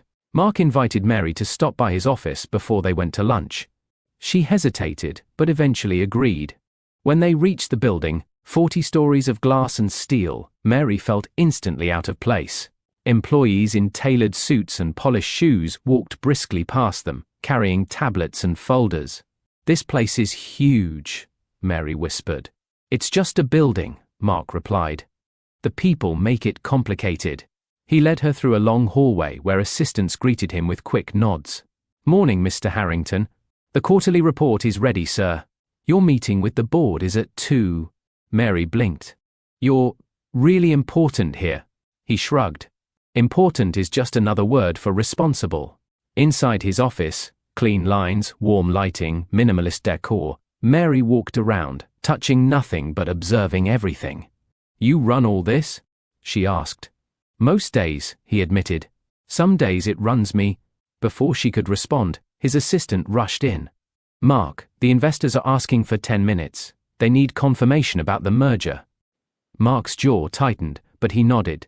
Give me 5. The assistant left. Mary stepped closer. Is something wrong? Nothing unusual, he said. Just pressure. When he walked into the boardroom, Mary stayed near the doorway, watching him slip into a different version of himself, controlled, sharp, commanding. He answered questions with precision, shut down concerns without dismissing them, and steered the conversation with subtle authority. This was a man carrying the weight of hundreds of employees, millions of dollars, and constant expectations. But what struck Mary wasn't his power. It was the exhaustion in his eyes when the meeting ended. He stepped out, removing his tie. I'm sorry you had to see that, he said. Why? She asked. You were incredible. He didn't smile at the compliment. Instead, he leaned against the wall. There's a rumor going around, he said quietly. The media thinks I'm distracted. They're digging for reasons. Looking for cracks. Because of me? Mary asked, heart sinking. No, he said immediately. Don't think that. They don't know about you. They just know I've been different lately. Different how? Human, he said with a tired exhale. I spend less time in the office. I've taken days off. I haven't done that in years. They see it as weakness. Mary shook her head. If being present for people is weakness, then the world's upside down. He gazed at her, the tension in his shoulders easing. You make my world right side up, he said quietly.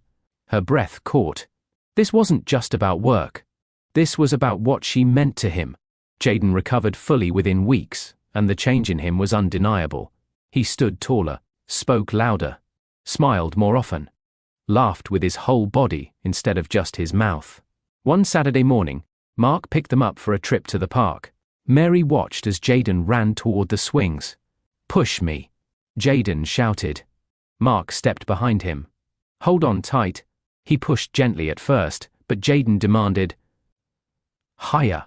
No higher, Mary called out jokingly. You'll launch him into orbit. Mark laughed. Noted. Jaden giggled wildly as the swing rose, hair flying back, shoes pointing straight at the sky. Mary sat on the bench, arms folded, a small smile tugging at her lips. A young mother nearby nudged her friend.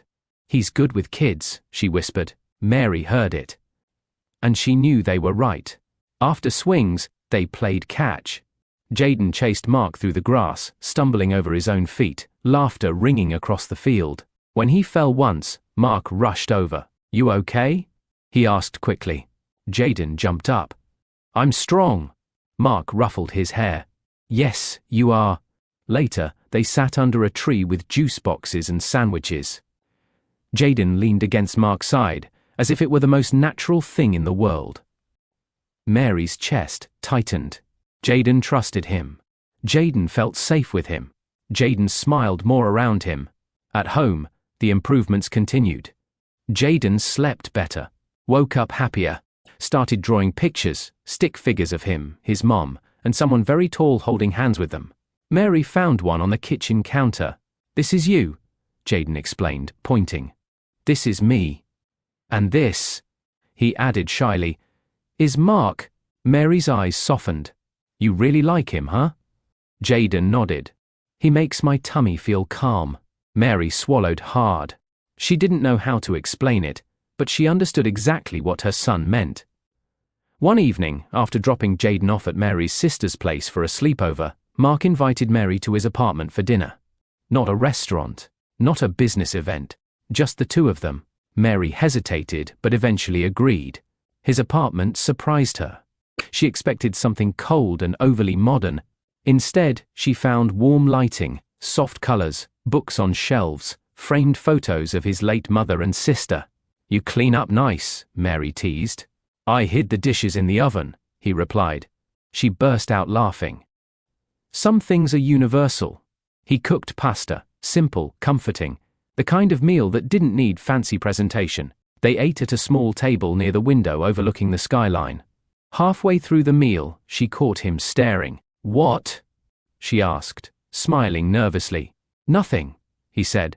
"Just admiring the view." She blushed. "Stop. I'm serious," he said softly.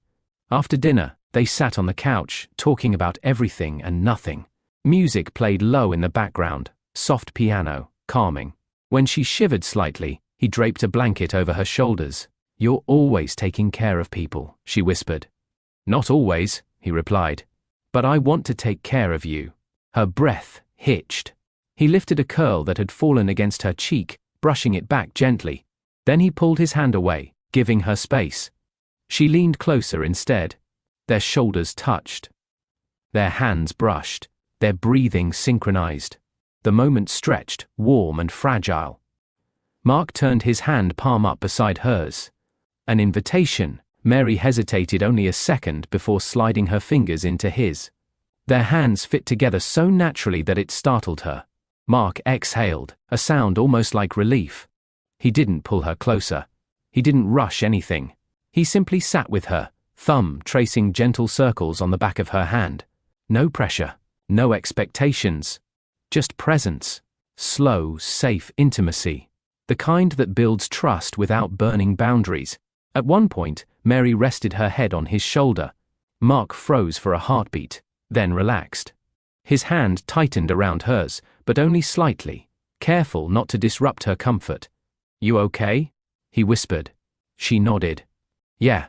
For the first time in a long time. Yeah."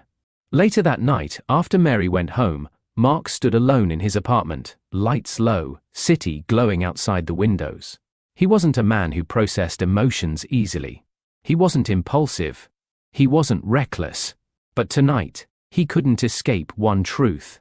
He was falling for her. Hard. He walked into his kitchen trying to calm himself by washing dishes, but his mind kept replaying the way she leaned into him. The softness in her eyes. The warmth of her hand in his. He had dated before, women who fit into the polished world he lived in, women who cared about status, reputation, connections. But he had never, not once, felt the quiet gravity he felt with Mary. With her, he wasn't a CEO. He wasn't a strategic player in a cutthroat industry. He wasn't the man people feared disappointing. He was human, real, raw, seen. And that scared him, because feelings came with risks, and risks came with consequences. And he knew, deep down, that loving someone like Mary meant letting her into places of his heart he had boarded up years ago. Meanwhile, across town, in her small apartment, Mary lay awake thinking about him too. She tried to talk herself out of it. He's temporary. He's from a different world. He's too busy. He's too powerful. He'll leave eventually. But her heart whispered something else. He cares. He shows up. He listens. He feels safe. She didn't want to believe she was falling for him. But the truth was becoming harder to ignore. Their lives had become intertwined in ways neither of them planned. And now the ground beneath them was shifting, softly, steadily, towards something deeper than either had expected. Something that looked a lot like love. The morning after Mark and Mary shared quiet intimacy in his apartment, Mark stepped into the boardroom. at Harrington Enterprises with a calm expression, but his heart wasn't truly inside the building. He was still thinking about Mary, her head on his shoulder, her laughter as she teased him, her warmth in a room that had always felt cold. But the board of directors had no interest in his heart. "Mark, we're concerned," said Ellen Price, one of the senior board members, adjusting her glasses and folding her hands neatly on the table. Mark took his seat at the head of the long mahogany table. "Concerned about what?" he asked evenly. Another board member, Caleb Royce, slid a folder toward him. "Your public image is shifting. Investors are asking questions. Reporters are sensing a change." "What kind of change?" Mark asked, though he already knew. Caleb leaned back. "You're distracted." Distracted. That was their word for human. "I've taken fewer trips," Mark clarified. "That's hardly something to panic over." Ellen tapped the folder. "It's more than that. We've seen photos. You've been spending time in neighborhoods that don't align with your public profile. You're skipping certain events. And the media is whispering that you may be involved with someone outside the sphere of this company." Mark's jaw tightened. Mary was not for their discussion. She was not to be dissected like a marketing strategy. She was not their business. But the board saw everything as business. "We want to protect the company," Caleb continued. "If you're entering a relationship, we strongly suggest you consider someone compatible." Mark's eyes narrowed. "Define compatible." "Someone who reflects your status," Ellen said simply. "Someone educated in our circles. Someone who won't raise questions from shareholders." Mark leaned back slowly, controlling the irritation rising in his chest. "So you're suggesting I choose a partner based on corporate approval?" he asked. "We're suggesting," Caleb corrected, "that the woman you're rumored to be seeing is not suitable." A cold silence dropped over the room. Mark stared at them, his voice calm but sharp. "You don't know her." "We know enough," Ellen said with a shrug. "She's a single mother from a modest background, lives in a lower-income area, works long hours. Absolutely nothing wrong with that. But it is not compatible with your position." Mark inhaled slowly. Deep, controlled, but his chest tightened with protectiveness. Mary wasn't a problem. She wasn't an inconvenience. She wasn't beneath him. She was the only person who saw him without the armor. But the board didn't care about his soul, only the company's image. "We need a public partner who complements you," Caleb pressed. "Someone who impresses the media. Someone from our world." Mark straightened. "What you're asking is personal and inappropriate." They were unbothered. "Think about it," Ellen said lightly, "before the press digs deeper." Mark stood, shutting the folder with a crisp motion. "I have nothing more to say on this topic," he replied. "We're done here." He walked out before anyone could respond. But even as he left the building, fury simmered beneath his controlled exterior. They didn't just insult Mary, they dismissed her humanity, and Mark Harrington was not about to let that stand. When Mark arrived at Mary's apartment that evening, she noticed immediately that something was wrong. His shoulders were tense. His eyes were tired. His voice was softer than usual. "Everything okay?" she asked quietly. "Just work," he replied, leaning down to kiss her cheek gently. She didn't push, but she sensed there was more. Later, while Jaden colored on the floor with his toy race car, Mary stepped into the kitchen to make tea. Her phone buzzed with a notification. Unknown number. "Hi Mary. I'm a journalist working on a profile about Mark Harrington. I'd love to ask you a few questions about your connection to him." Mary froze. Her heart dropped into her stomach. Why would a journalist have her number? How did they know her name? What did they think was going on? She didn't respond. Instead, she blocked the number. But 5 minutes later, another message came, this time through email. "Miss Daniels, sources tell us you were seen with Mr. Harrington at a gala. Are you in a relationship? Are you receiving financial support? Readers want to know." Mary slammed her laptop shut. Her hands trembled. This was exactly what she feared, her life being ripped apart by people who didn't know her, didn't care about her, didn't respect her privacy. She took a shaky breath and walked back into the living room. Mark immediately sensed something. "What happened?" he asked gently. She sat down slowly. Someone contacted me. A journalist. They want information about you. Mark's jaw tightened. Mary continued, voice trembling slightly. They know my name, Mark. They know where I live. They asked if we were together. Mark sat beside her, taking her hands in his. I'll handle this, he said softly. Handle how? She asked. I'm just a mother. I don't have the strength to fight people who write stories for a living. You won't have to, he replied. But before she could speak again, Jaden called out, Mummy, look. He held up a drawing he'd made, of himself, his mom and Mark, all holding hands in front of a big sun. Mary's throat tightened. That picture. Those 3 little stick figures.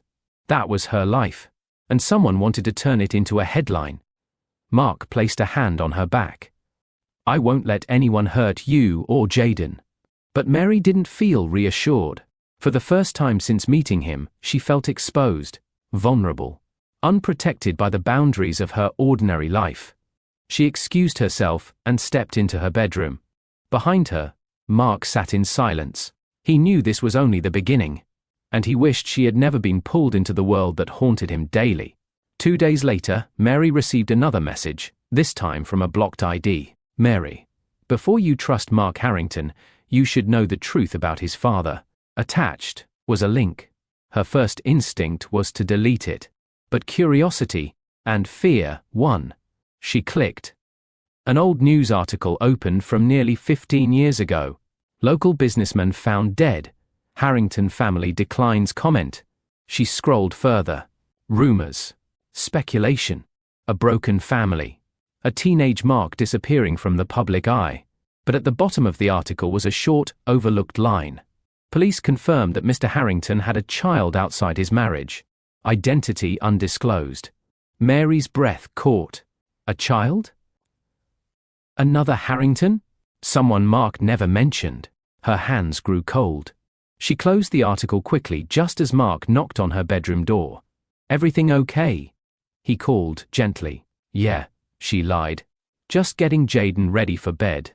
She tucked the phone beneath a pillow, guilt pressing down on her chest. When she returned to the living room, Mark was sitting with Jaden, helping him build a tower of blocks. Look, Mr. Mark, Jaden announced. This is my castle. Mark grinned. That's a strong castle. Mary watched them, the closeness, the trust, and her heart twisted. Later that evening, when Jaden was asleep, she finally sat across from Mark. Can we talk? She asked. Mark's expression shifted instantly. Of course. She swallowed hard. Someone sent me something. About your father. His eyes darkened. What did they send? An article about his death, she whispered. And about a child outside his marriage. Mark leaned back slowly, his jaw tightening. Silence stretched, long enough for Mary's heart to pound. Finally he said, I wasn't ready to tell you yet. Mary's voice cracked. Tell me what? He hesitated. Then, I have a half-sibling, a younger brother. He's the reason I fund the children's wing at the hospital. Mary felt the floor shift under her. Why didn't you tell me? She asked softly. Because it's complicated, he said. My father kept him hidden. After he died, I found out the truth. My brother's mother struggled financially. She needed help. I stepped in quietly, without attaching my name publicly. Mary stared at him. That isn't the problem, she said. Helping family isn't something to hide.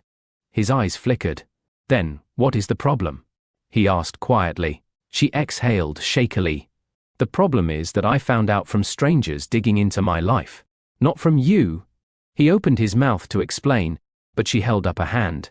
I trusted you, Mark. I let you into my home, my family. My heart is opening and that scares me. So hiding something this big, it makes me wonder what else you haven't told me. Mark leaned forward, pained. Mary, please. This isn't something I kept from you out of guilt or shame. I kept it because I didn't want to overwhelm you. But her eyes filled with tears. It doesn't matter why. I should have heard it from you. Mark didn't expect to reveal this part of his life tonight. He had imagined telling Mary someday, but gently, in his own words, with space to explain everything. Instead, the truth spilled out under pressure. I didn't know my half-brother existed until after my father died. Mark began. His name is Daniel.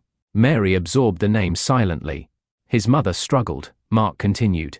She worked 2 jobs, the same way my mom did. When I found out, I couldn't ignore it. So, you've been supporting him? Mary asked. Yes, he admitted. Quietly, privately. His school, his medical bills, whatever he needs. She nodded slowly. And the hospital funding? The children's wing is in his honor, Mark said. But the public thinks it's dedicated to my mother. I let them believe that. Why? Mary pressed gently. Because the world would twist the truth, Mark said bitterly. They'd smear a child, dig into old wounds, hurt innocent people. Mary's chest softened with empathy, but the ache of being uninformed still lingered. You could have trusted me, she whispered. I do trust you, Mark insisted. Then why didn't you tell me? She asked again, voice breaking. Mark paused, then spoke the most vulnerable truth of all. Because the second I told you, it made everything real, serious, deep, and I'm terrified of losing you. Mary's breath caught. He continued quietly. I haven't felt this strongly about anyone in years, Mary. I didn't want my past, my family secrets, my pain, to scare you away. She blinked back tears. But hiding it hurts more. And Mark finally understood her heartbreak. Not because he had a brother, not because he supported him, but because he withheld the truth from a woman who had opened her entire life to him. Mary stood from the couch slowly, wrapping her arms around herself. I need time, she whispered. Mark rose immediately. Mary, please, don't shut me out. I'm not shutting you out, she said, though her voice trembled. I just need to think, for my son, for myself. I need to figure out if being connected to you is going to put Jaden in danger. Reporters have my number, Mark. That isn't something I can ignore. He stepped closer. I'll protect you both, I promise. Promises don't stop headlines, she whispered. He froze. Mary wiped her face and steadied her breathing. You mean a lot to me, she admitted. More than I wanted to admit. But I can't be part of a life where secrets fall into my lap because the world is digging behind your back. Mary, he whispered. She shook her head. Go home, Mark. He swallowed hard, eyes full of hurt he couldn't hide. If I walk out that door, will you let me come back? She hesitated. Her heart said yes. Her fear said, don't answer. So she said nothing. That silence broke something in him. He stepped backwards slowly, pain shadowing every movement. Okay, he whispered. I'll give you space. But I'm not giving up on you, or on Jaden. He left quietly, closing the door with a soft click. Mary sank to the floor, covering her face as tears poured freely. She wasn't angry at him. She wasn't rejecting him. She was terrified. Terrified of loving someone so deeply. Terrified of losing control of her world. Terrified of letting a man into Jaden's life who might one day be taken away by forces she couldn't fight. She whispered into her hands. I can't break my son's heart. For now, distance was her only protection. But even as she curled up on the floor, she knew. She had never wanted distance less. The week after Mark walked out of her apartment was one of the heaviest weeks Mary had lived through in a long time. She moved quietly, spoke softly, worked her shifts, prayed at night, and held tight to Jaden because he was the only thing keeping her steady. But the neighborhood, they noticed everything. It started with small things. Whispers when she walked past the laundromat, glances exchanged. At the bus stop, conversations that ended abruptly when she stepped into a room. She tried to ignore it. But on Thursday afternoon, as she picked Jaden up from school, she overheard 2 women talking near the fence. I knew it wouldn't last, one muttered. Girl, please, the other scoffed. A billionaire? With her? She should have known better. Men like that don't stay. Mary froze. The words sliced straight through her chest. She didn't want to care, but they pierced old wounds. Wounds from years of feeling overlooked, dismissed, unchosen, unseen. Another comment stung even more. She probably told him that baby was his. That's usually how it goes. Mary turned sharply. Her eyes burned. Her voice shook. Don't talk about my child. The women blinked, startled, then looked away, pretending innocence. Mary walked off, gripping Jaden's hand so tightly that he looked up at her. "Mommy, did I do something wrong?" Her heart cracked. "No, baby," she whispered, kneeling down and hugging him. "You didn't do anything wrong at all." But inside, she felt shredded. The whispers continued throughout the week. He probably found someone else. She should have stayed in her lane. That's what happens when you reach too high. Her aunt tried to comfort her over the phone. "You know people talk when they don't understand something," Auntie Grace said. "They don't know your heart. They don't know what that man saw in you." But Mary wasn't sure she believed that anymore. Every time she walked past the corner store, she prayed no one would mention Mark. Every time someone asked, "Hey, where your fancy friend at?" she forced a polite smile and pretended she didn't feel exposed. But the worst moment came unexpectedly. Sunday morning, at church. The sanctuary, normally her safe place, felt too small. Whispers floated through the pews. "I heard he left. Poor thing." She should have known that wasn't real. The pastor preached about grace, but Mary barely heard anything. She sat with her arms around Jaden, staring at the stained glass window, wondering why her heart missed a man she had told herself to stay away from. When service ended, Deacon Ellis approached her gently. "You all right, Mary?" he asked. She nodded. "I'll be okay." But he wasn't fooled. "Hard times don't mean God abandoned you," he said kindly. "Sometimes they're just the truth stepping into the light." She swallowed thickly. He patted her shoulder.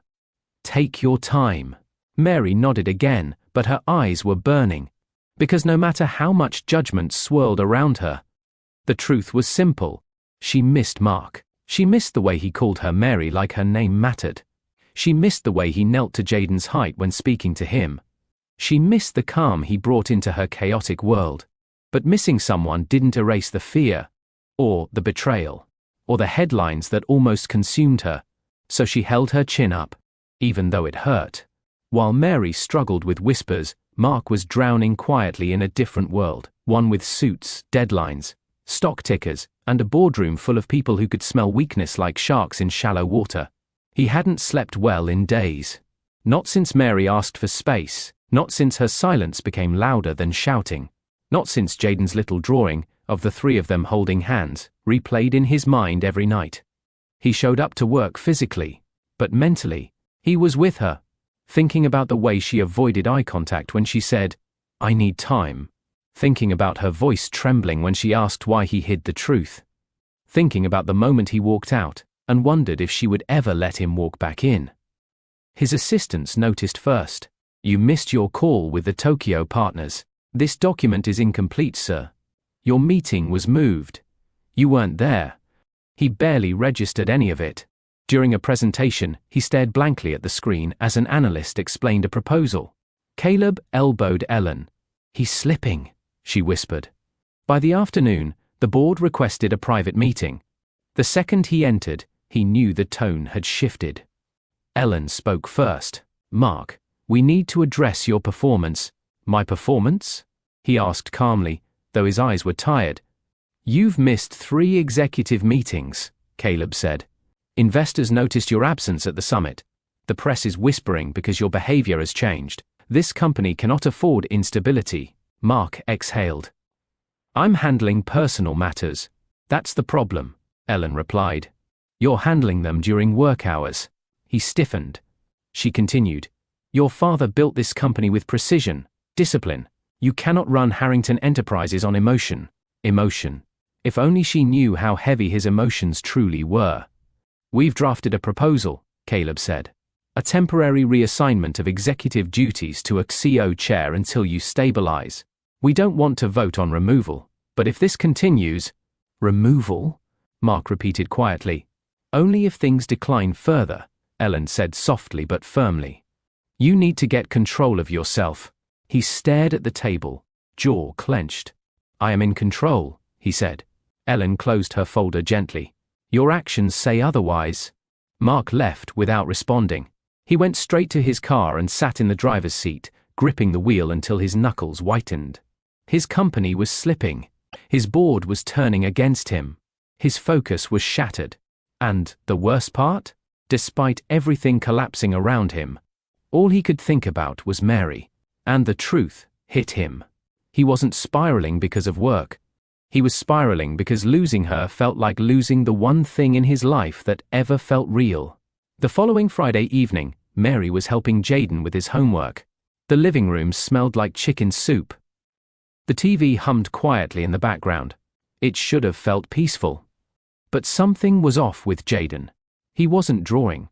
He wasn't humming. He wasn't bouncing in his seat. He kept glancing at the door.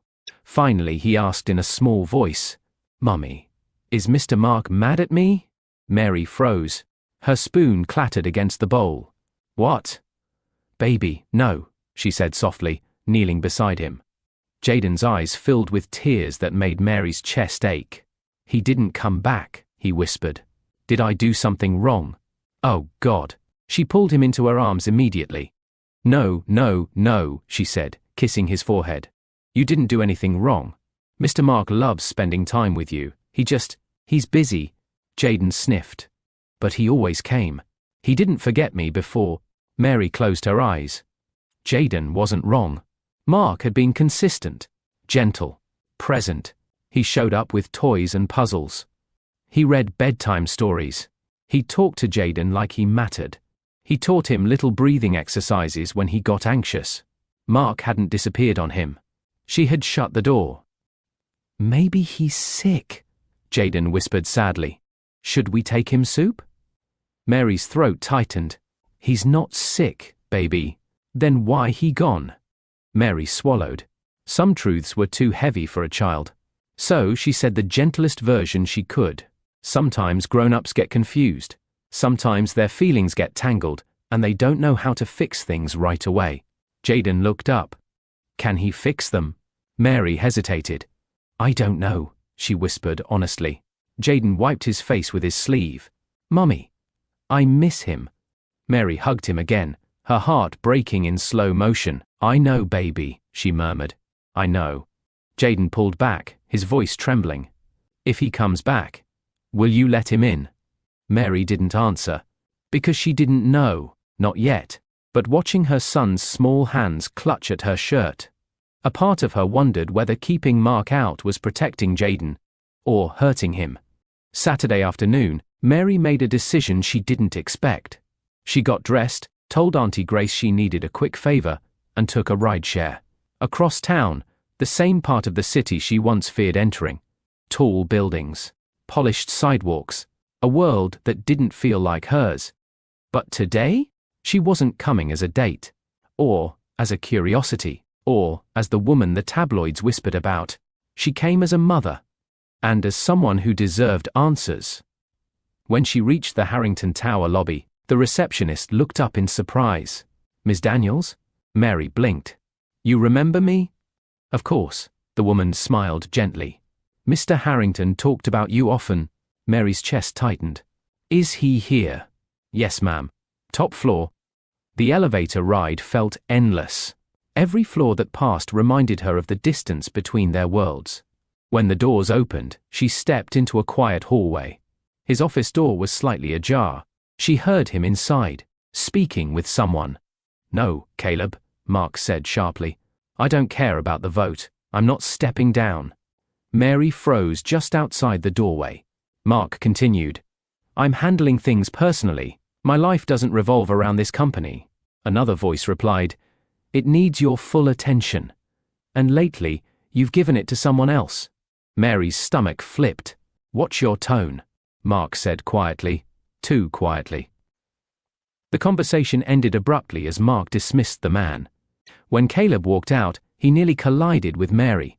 "Oh," he said with surprise. "You're leaving," Mary finished calmly. He nodded and stepped aside. She approached the door slowly. Mark was standing by the window, shoulders tense, head lowered. She spoke softly. "Mark." He turned instantly. The look on his face. It was a mixture of shock, relief, and something deeper, something like hope. "Mary," he breathed. She stepped inside and closed the door. For a moment, neither spoke. Then she said quietly, "Jaden misses you." Mark's face broke. He swallowed hard. I miss him too. And I miss you. She looked at him, really looked at him, his tired eyes, his unshaven jaw, his defeated posture. He looked like a man who'd lost something precious and hadn't recovered. Why didn't you tell me about your brother? She asked softly. He stepped closer. His voice was steady, but heavy. Because I was scared. Scared that the more you knew about my past, the less you'd want to stay. Mary held his gaze. I wasn't asking you to be perfect, Mark. I was asking you to be honest. He nodded slowly. I know. And I failed you. He stepped closer still. I'm sorry, Mary. I should have told you. I should have trusted you with all of it. She exhaled. I'm not angry anymore, she whispered. Just overwhelmed. I understand, he said gently. Take whatever time you need. I'm not going anywhere. She hesitated, then asked the question that had haunted her since he left. Are you here because of guilt, or because you care? Mark moved closer, his voice quiet and true. I care, Mary. More than I knew how to admit. I'm not here out of guilt. I'm here because I choose you, and I choose Jaden. Every time. Something in her chest loosened. She didn't fall into his arms. She didn't kiss him. She didn't declare love. But she believed him. For the first time since everything shattered, she believed him. They left the office together slowly, quietly, without making promises too big to keep. Mark walked beside her down the quiet hallway. When can I see Jaden? He asked softly. Mary's heart warmed at the gentleness in his tone. Tomorrow, she said. But, slowly, he nodded. Slow is fine. Step by step, she added. Step by step, he echoed. Outside, the city breeze brushed against them. Mary wrapped her arms around herself. Mark noticed. Without thinking, he took off his jacket and draped it over her shoulders. She didn't resist. They stood there in silence for several seconds. Finally she said, I want to trust you. I really do. But trust isn't built in a moment. I know, he replied. Let me earn it. Her chest tightened. This time, not with fear, but with a fragile kind of hope. We'll take it one day at a time, she said. One day at a time, he repeated. He didn't touch her. He didn't rush her. He didn't try to reclaim what was lost overnight. He simply stood beside her. A man willing to rebuild slowly, brick by careful brick. When their rideshare arrived, Mary paused before stepping inside. Mark? Yes? Thank you. For listening. He smiled softly. Thank you for giving me another chance. She nodded, holding his jacket close as she climbed into the car. As she rode home, she realized something. She wasn't afraid of loving him. She was afraid of losing herself. But for the first time in weeks, she felt like maybe, just maybe, she didn't have to lose anything at all. Because real love wasn't about perfection. It was about the courage to rebuild. Step by step. New Hope Baptist looked different to Mark the second time he came. The first time, he'd walked in as a guest, the billionaire in the neat blazer, curious but guarded, trying to blend into Mary's world without understanding it. This time, he walked in as a man who had nearly lost her. He parked a block away instead of right in front, not wanting his car to be the loudest thing about his presence. He wore simple clothes. Dark slacks, a light blue shirt, sleeves rolled, no tie. No statement watch, no expensive coat. Just Mark. When he reached the front steps, Mary was already there with Jaden. Jaden spotted him first. Mr. Mark, he shouted, breaking into a run. Mark barely had time to open his arms before Jaden collided with him. He lifted the boy up easily, closing his eyes for a second just to feel the small weight against his chest. I missed you, buddy, he murmured. I missed you too, Jaden said, squeezing his neck. You disappeared. Mark's face softened with guilt. I won't do that again without talking to you, okay? Jaden nodded with the simple trust only a child can still give. Mary watched them, arms folded lightly, emotions mixed, relief, love, fear, hope. She had agreed to this. She had invited him. But a small part of her still whispered, Please, God. Let this be safe. Mark set Jaden down and stepped closer to her. Thank you for letting me come, he said quietly. You came before, she replied. I came as a curious visitor before, he said. Today, I'm coming as someone who needs this place. That answer touched something deep inside her. They walked in together, Mary on one side, Jaden holding both their hands like a little bridge. Eyes turned again, of course. The aunties on the left pew nudged each other. Deacon Harris raised a brow, then gave a slow nod. Mother Ellis squinted like she was reading the whole story from their faces. But the whispers this time weren't sharp. They were curious, watchful, testing. They took the same middle pew as before. During worship, Mary sang, eyes closed, hands lifted halfway. Jaden clapped off beat, as usual. Mark tried again to follow the rhythm, and still missed it, as usual. Mary leaned closer, whispering, "Still 2 seconds late." He chuckled under his breath. "I thought I was getting better." "You're not," she teased softly. "But it's cute." He smiled, not just with his mouth, but in the way his shoulders loosened. The sermon that day was about second chances, about how grace doesn't erase responsibility, but it does keep doors from closing permanently.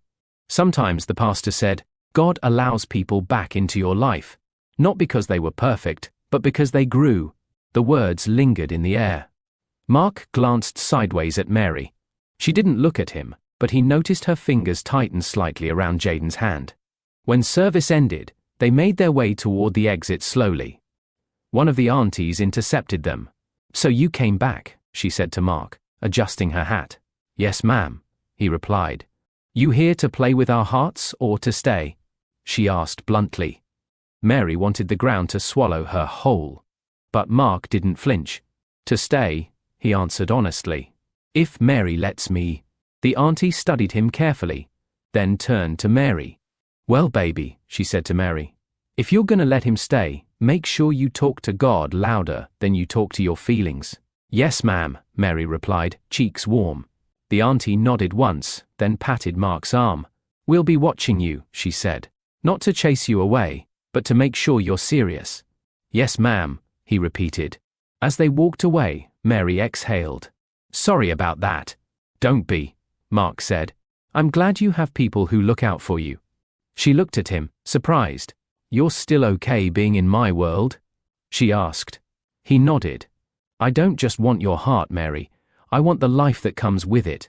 Church aunties included." She laughed softly. And for the first time in a while, it didn't hurt. A week later, Mark texted her on a quiet Tuesday afternoon. "Mark, can I show you where I go when my world gets too loud?" Mary stared at the message for a long moment before answering. "Mary, yes." He picked her up that evening after she got off work. No fancy restaurant, no city lights, no gala. They drove out past the busy streets, past the clusters of buildings, into a quieter part of town where the houses had yards and the air felt different. Mary watched him drive, his hands steady on the wheel, his expression thoughtful. "Where are we going?" she finally asked. He inhaled slowly. "To see my mother." Her heart skipped. "You mean?" He nodded. "To the cemetery." When they arrived, the sky was beginning to shift into evening. They walked along the narrow path, passing stone markers and flowers, until Mark stopped near a modest but carefully maintained grave. The headstone bore his mother's name. No elaborate decorations, no massive monument. Just a name, 2 dates, and a small engraved line. She gave everything she had. Mary swallowed, her throat tight. "She did," Mark said quietly, noticing her gaze. "She worked double shifts in scrubs that were too worn, fed us before she ever sat down, lied to bill collectors so we could keep the lights on." He crouched beside the grave, brushing away a stray leaf. "For a long time I couldn't come here," he admitted. "I thought I'd failed her. I thought if she saw what I turned into, all this pressure, all this distance from who I was, she'd be disappointed." Mary knelt beside him. "You didn't fail her," she said, soft but firm. He gave a faint, sad smile. "Took me years to believe that." He looked at the stone again. "There were nights," he continued, voice low, "when she came home from the hospital with swollen feet and fake smiles. She used to tell my sister and me, 'I'm okay. God's got us.' But I would hear her cry in the bathroom when she thought we were asleep." Mary's eyes stung. "She didn't have anyone to carry the load with her," he said. No partner, no backup. Just responsibility and a heart that refused to quit. He glanced at Mary. Sounds familiar, doesn't it? Mary looked away, blinking back tears. Sometimes, he said, when I look at you, it hurts. Because you remind me of her strength, of her stubbornness, of the way she loved past her limits. Mary placed a hand on the grass beside the headstone. What would she think of me? She asked quietly. Mark didn't hesitate. She'd like you, he said. She'd ask you about your son. She'd pull you into the kitchen. She'd tell me not to mess this up. Mary let out a breathy laugh that trembled. He grew quiet. I wanted you to see this place, he said, because it's the part of my world that isn't glossy. It's the root of it all. Every decision I make, every risk I take, starts here. At this grave. Mary stared at the stone, feeling the weight of his words. The hospital wing, she said softly. Is that for her too? He nodded. Her, and Daniel, my brother. It's my way of doing what she wished she could have done. Keep more kids alive, keep more mothers from burying their children. Mary closed her eyes for a second, absorbing the full story. She had been angry about the things he didn't say. Now she saw the things he didn't say were buried under grief and responsibility, not indifference. Mark? She whispered. Yes? I'm glad you brought me here. He looked at her, really looked, as the evening breeze moved through the nearby trees. So am I, he said. For the first time, Mary felt she wasn't standing outside his life looking in. She was beside him at the center of it, where his pain and purpose both lived. The following Saturday, Mark suggested a small day trip. Nothing far, he promised. Just the zoo, some ice cream, a park. I want to spend time with both of you, with no interruptions. Mary hesitated, but Jaden's excitement made the decision for her. The zoo? He shouted. With real lions? Yes, real lions, Mark said. Just not close enough to hug. Jaden rolled his eyes. I know that. They drove out together, Jaden in the back seat, chattering about his favorite animals. Mary in the front, stealing side glances at Mark. At the zoo, Mark didn't act like a sponsor or a man used to special treatment. He stood in line. He bought tickets. He carried the backpack when Jaden's shoulders got tired. Jaden dragged him from one exhibit to another. Look, giraffes. Look, monkeys. Look, penguins in suits. Mark laughed so hard at the suits comment, he had to stop walking for a second. Do you know, he asked Jaden later, that when I was your age, I thought I'd never get to see places like this. Why? Jaden asked. Because we didn't have money for tickets, Mark said simply. Jaden grew quiet for a moment, then slipped his small hand into Mark's. You can come with us now, he said. We have 3 people. That's a lot. Mark's throat tightened. Yeah, he whispered. That's a lot. Mary, watching a few steps behind, felt her heart soften in ways she hadn't expected. At lunch, they sat at a picnic table sharing fries and nuggets. Okay, Mark said, wiping his hands with a napkin. Questions round. You both get to ask me anything. Anything? Jaden asked, eyes wide. Anything within reason, Mark corrected. Jaden grinned. Do you have a secret cave with gold in it? Mary snorted. No cave, Mark said, playing along. Just an office full of paperwork. That's boring, Jaden decided. I agree, Mark said. Mary tilted her head thoughtfully. Okay. My turn. He met her eyes. Do you regret it? She asked softly. Regret what? He asked. Letting us into your life, she said. With everything that's happened, the board, the press, the pressure. His answer came without hesitation. No. She blinked. I regret how I handled certain truths, he said. I regret hurting you. I regret scaring you. But I don't regret knowing you, or knowing him. He pointed at Jaden, who was now holding a fry like a microphone. Your turn, Mark said to him. Will you stay? Jaden asked. The question hit them both in the chest. Mark didn't give a vague answer.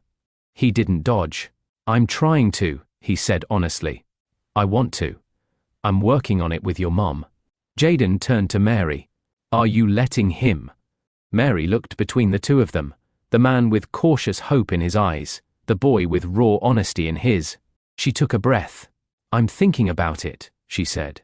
But today, we're together. That's enough. They finished the day at a nearby park. Jaden raced down the slides, climbed the jungle gym, and insisted that both adults take turns pushing him on the swing. At one point, as Mark pushed gently and Jaden laughed loudly, another mom glanced over and smiled. "You have a beautiful family," she said. Mary's heart stopped for a second. She didn't correct her, didn't explain, didn't qualify. She simply smiled and said, "Thank you." Later, as they walked back to the car, Mary realized the truth. Whatever they called this, whatever label or lack of label it had, it felt like family. Tentative, growing, healing, but real. That night, after dropping Jaden off at home and tucking him into bed, Mary stepped outside onto the apartment's exterior stairwell to get some air. Mark lingered at the bottom of the stairs, hands in his pockets. "You heading out?" she asked. "Not if you don't want me to," he said. She thought for a moment. "Come up. Just for a bit." He followed her up quietly. Inside, the apartment was dim, the only light coming from a small lamp near the couch. Jaden's door was cracked just enough for them to hear his soft breathing. "Tea?" she offered. "I'd love some," he said. They moved around each other in the kitchen with a new kind of ease, like two people slowly learning a shared rhythm. When the tea was ready, they sat on the couch, sideways, facing each other. This wasn't the electric, breathless tension of the balcony at the gala. This was quieter, more grounded. A warmth that settled into bones instead of racing through veins. "I haven't asked," Mary said, cradling her mug. "How your brother is?" Mark smiled faintly. "He's good. He's in school, loves computers, thinks I'm old." "You are old," she said playfully. "Wow," he replied. "I open my heart and get insulted." She laughed softly. Then her seriousness returned. "Does he know about you? I mean, really know?" "Now he does," Mark said. "At first I was just this man who sent money and showed up occasionally, but the older he got, the more I realized that wasn't enough. So I started telling him stories about our mother, about my childhood, about mistakes I made." "Does he resent your father?" she asked. "Sometimes," Mark said. "But I try to teach him what I'm still learning, that pain doesn't have to own you." Mary nodded, eyes soft. He watched her for a moment. "What about you?" he asked. "What are you still learning?" She exhaled slowly. "That I don't have to do everything alone," she said. "That letting someone help doesn't mean I'm weak. That I'm allowed to want more than survival." He swallowed. "More, like what?" She gave a small, shy smile. "More, like partnership," she said. "Someone to stand beside me. Someone who doesn't just love my strength but makes room for my tired days too." His heart clenched. "I want to be that for you," he said quietly. Her eyes lifted to his. "Then be consistent," she said. "Not perfect.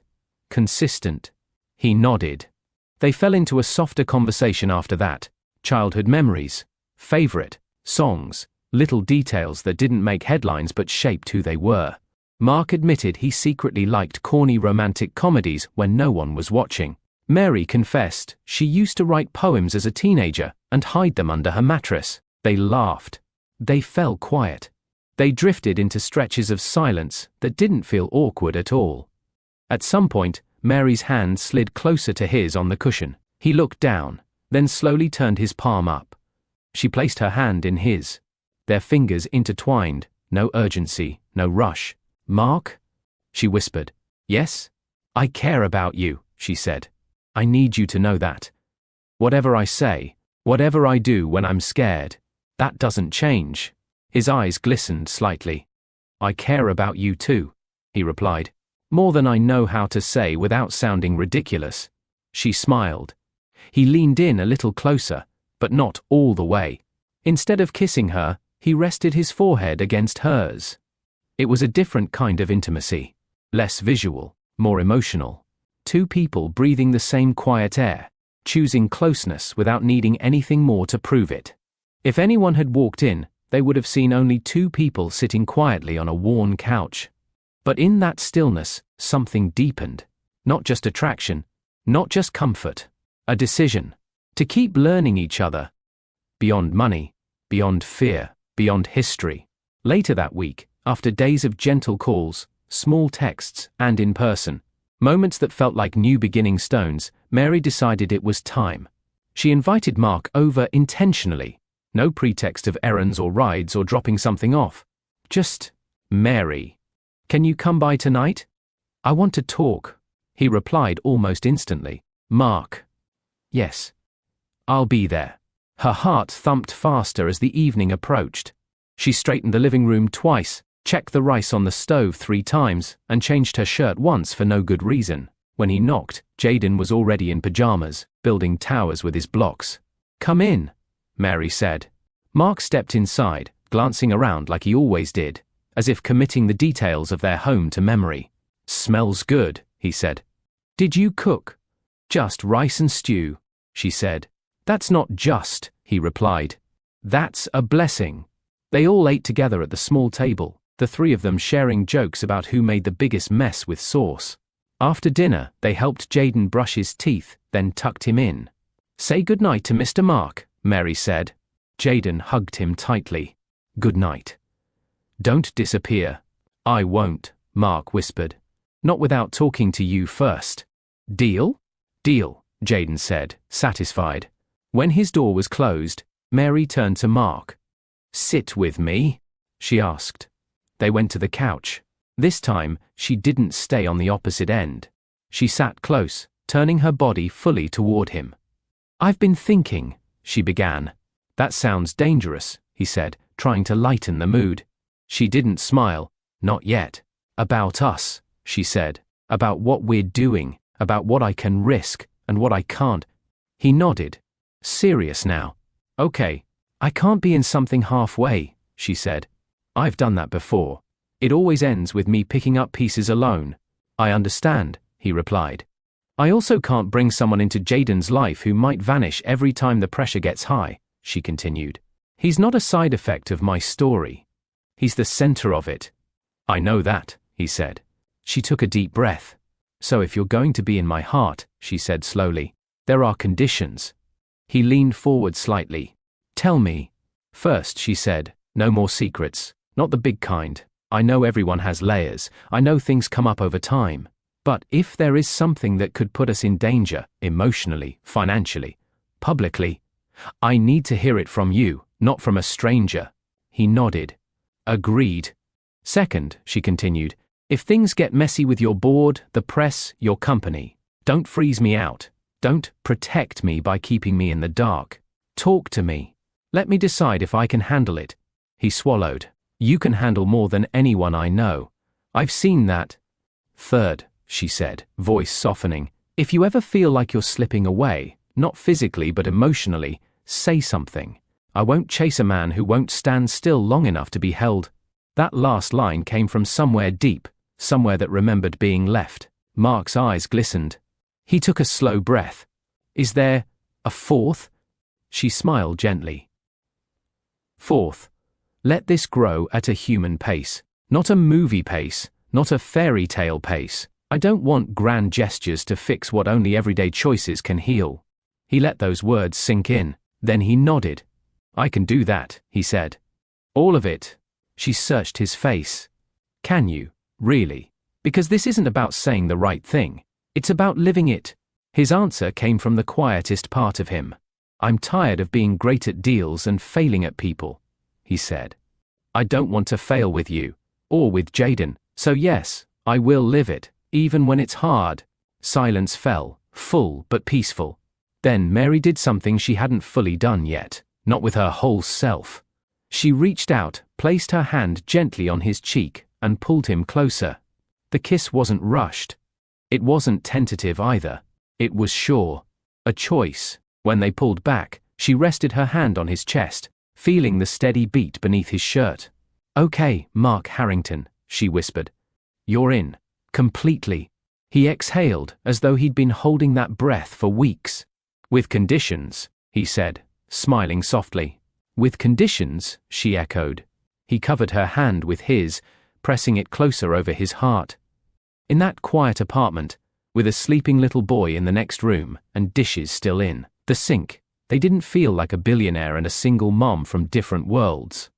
They felt like two people who had been through storms and were finally choosing to stand in the same shelter. Not perfect, not easy, but real, and worth fighting for. It happened fast. One moment Jaden was coloring at the table, the next, his breathing hitched, shallow and sharp. Mary froze, fear returning like a memory she wished she could forget. "Mommy, it hurts," he whispered, hand on his chest. Her heart dropped. She carried him out, called Mark, and raced to the hospital. "I'm coming," Mark said immediately. And he did. Breathless, jacket missing, worry written all over him. Doctors administered oxygen. They said it was a flare-up, not as serious as before but serious enough. Mary sat by the bed, trembling. Mark took her hand without hesitation. "You're not alone," he whispered. And for the first time, the weight she carried didn't feel like hers alone. 2 days later, her phone lit up with a headline that made her stomach twist. CEO distracted by secret relationship? Pictures from the gala. Pictures from the hospital. Pictures of her neighborhood. The comments were cruel, questioning her worth, her intentions, her dignity. Mark showed up the same day, furious. "They're blaming you," he said, "because they're afraid of losing control." Mary swallowed hard. "I didn't know being near you meant becoming a target." "You're not a target," he insisted. "They're just loud." But loud could still wound. At the emergency board meeting, they handed him a proposal. Distance yourself from her. Release a statement. Clarify she's not important. Mark didn't sit for long. "My resignation is on the table," he said, placing the letter down. "If protecting her costs me this job, then the job can go." The room fell silent. "You're choosing her over the company?" Ellen asked. "I'm choosing peace," he replied. "And I'm choosing what matters." He walked out calm, dignified, and free. That evening, Mark visited the apartment. Jaden ran to him, smiling. "I can breathe good again," he said proudly. Mark lifted him slightly, relieved. They talked about the news, Mark answering gently. Then Jaden wrapped his arms around his neck and whispered, "Don't go anywhere." "Dad." Mark froze, breath catching. Mary covered her mouth, eyes stinging. "I'm here," Mark whispered back, voice unsteady. "And that's a job I'll never walk away from." It wasn't forced. It wasn't coached. It flowed naturally from the bond they had built. Life shifted. Mark no longer chased boardrooms. He chased purpose, and time with them. He met with the pastor, with community leaders, with people doing work that mattered. He kept notebooks, made plans, asked questions. When Mary pressed him, he only smiled. "I'm working on something. Something for us." "What kind of something?" "Life-changing," he admitted softly. Saturday approached, the day he asked her and Jaden to keep free. She didn't know what he was planning. But she knew one thing. For the first time in years, she was excited about the future. Mark woke Mary and Jaden early on a Saturday morning with a simple message. "Wear something comfortable. Today is ours." Mary packed snacks, thinking it was just a small outing. But when they arrived at the botanical garden on the outskirts of the city, she noticed something different. The staff greeted Mark like an old friend. A section of the garden had been quietly reserved. Untouched dew on the roses, soft, music drifting from hidden speakers, a blanket laid out beneath an arch of wisteria. "Mark, what is all this?" Mary asked, a soft laugh escaping her breath. He shrugged playfully. "A picnic." With a little effort, Jaden ran ahead, chasing butterflies, leaving Mary and Mark a few steps behind. Mark watched him for a moment, then turned to her. "You two changed my life the moment you entered that car," he whispered. "I wanted today to be peaceful, a reminder that storms can lead us to unexpected blessings."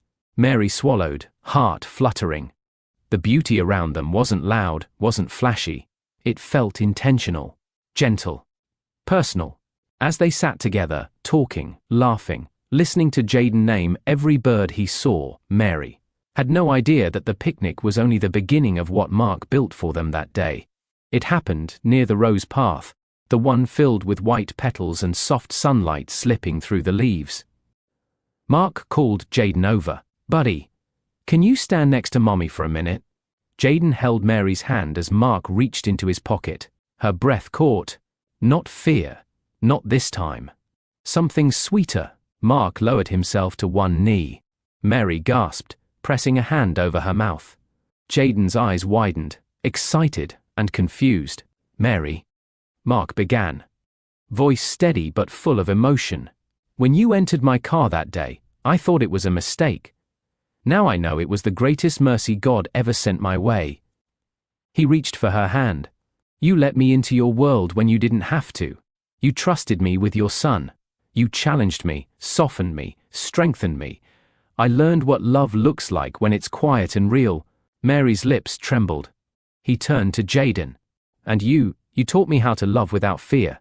I don't want to just be someone who shows up. I want to be your dad, every day. Jaden smiled, clutching Mary's arm.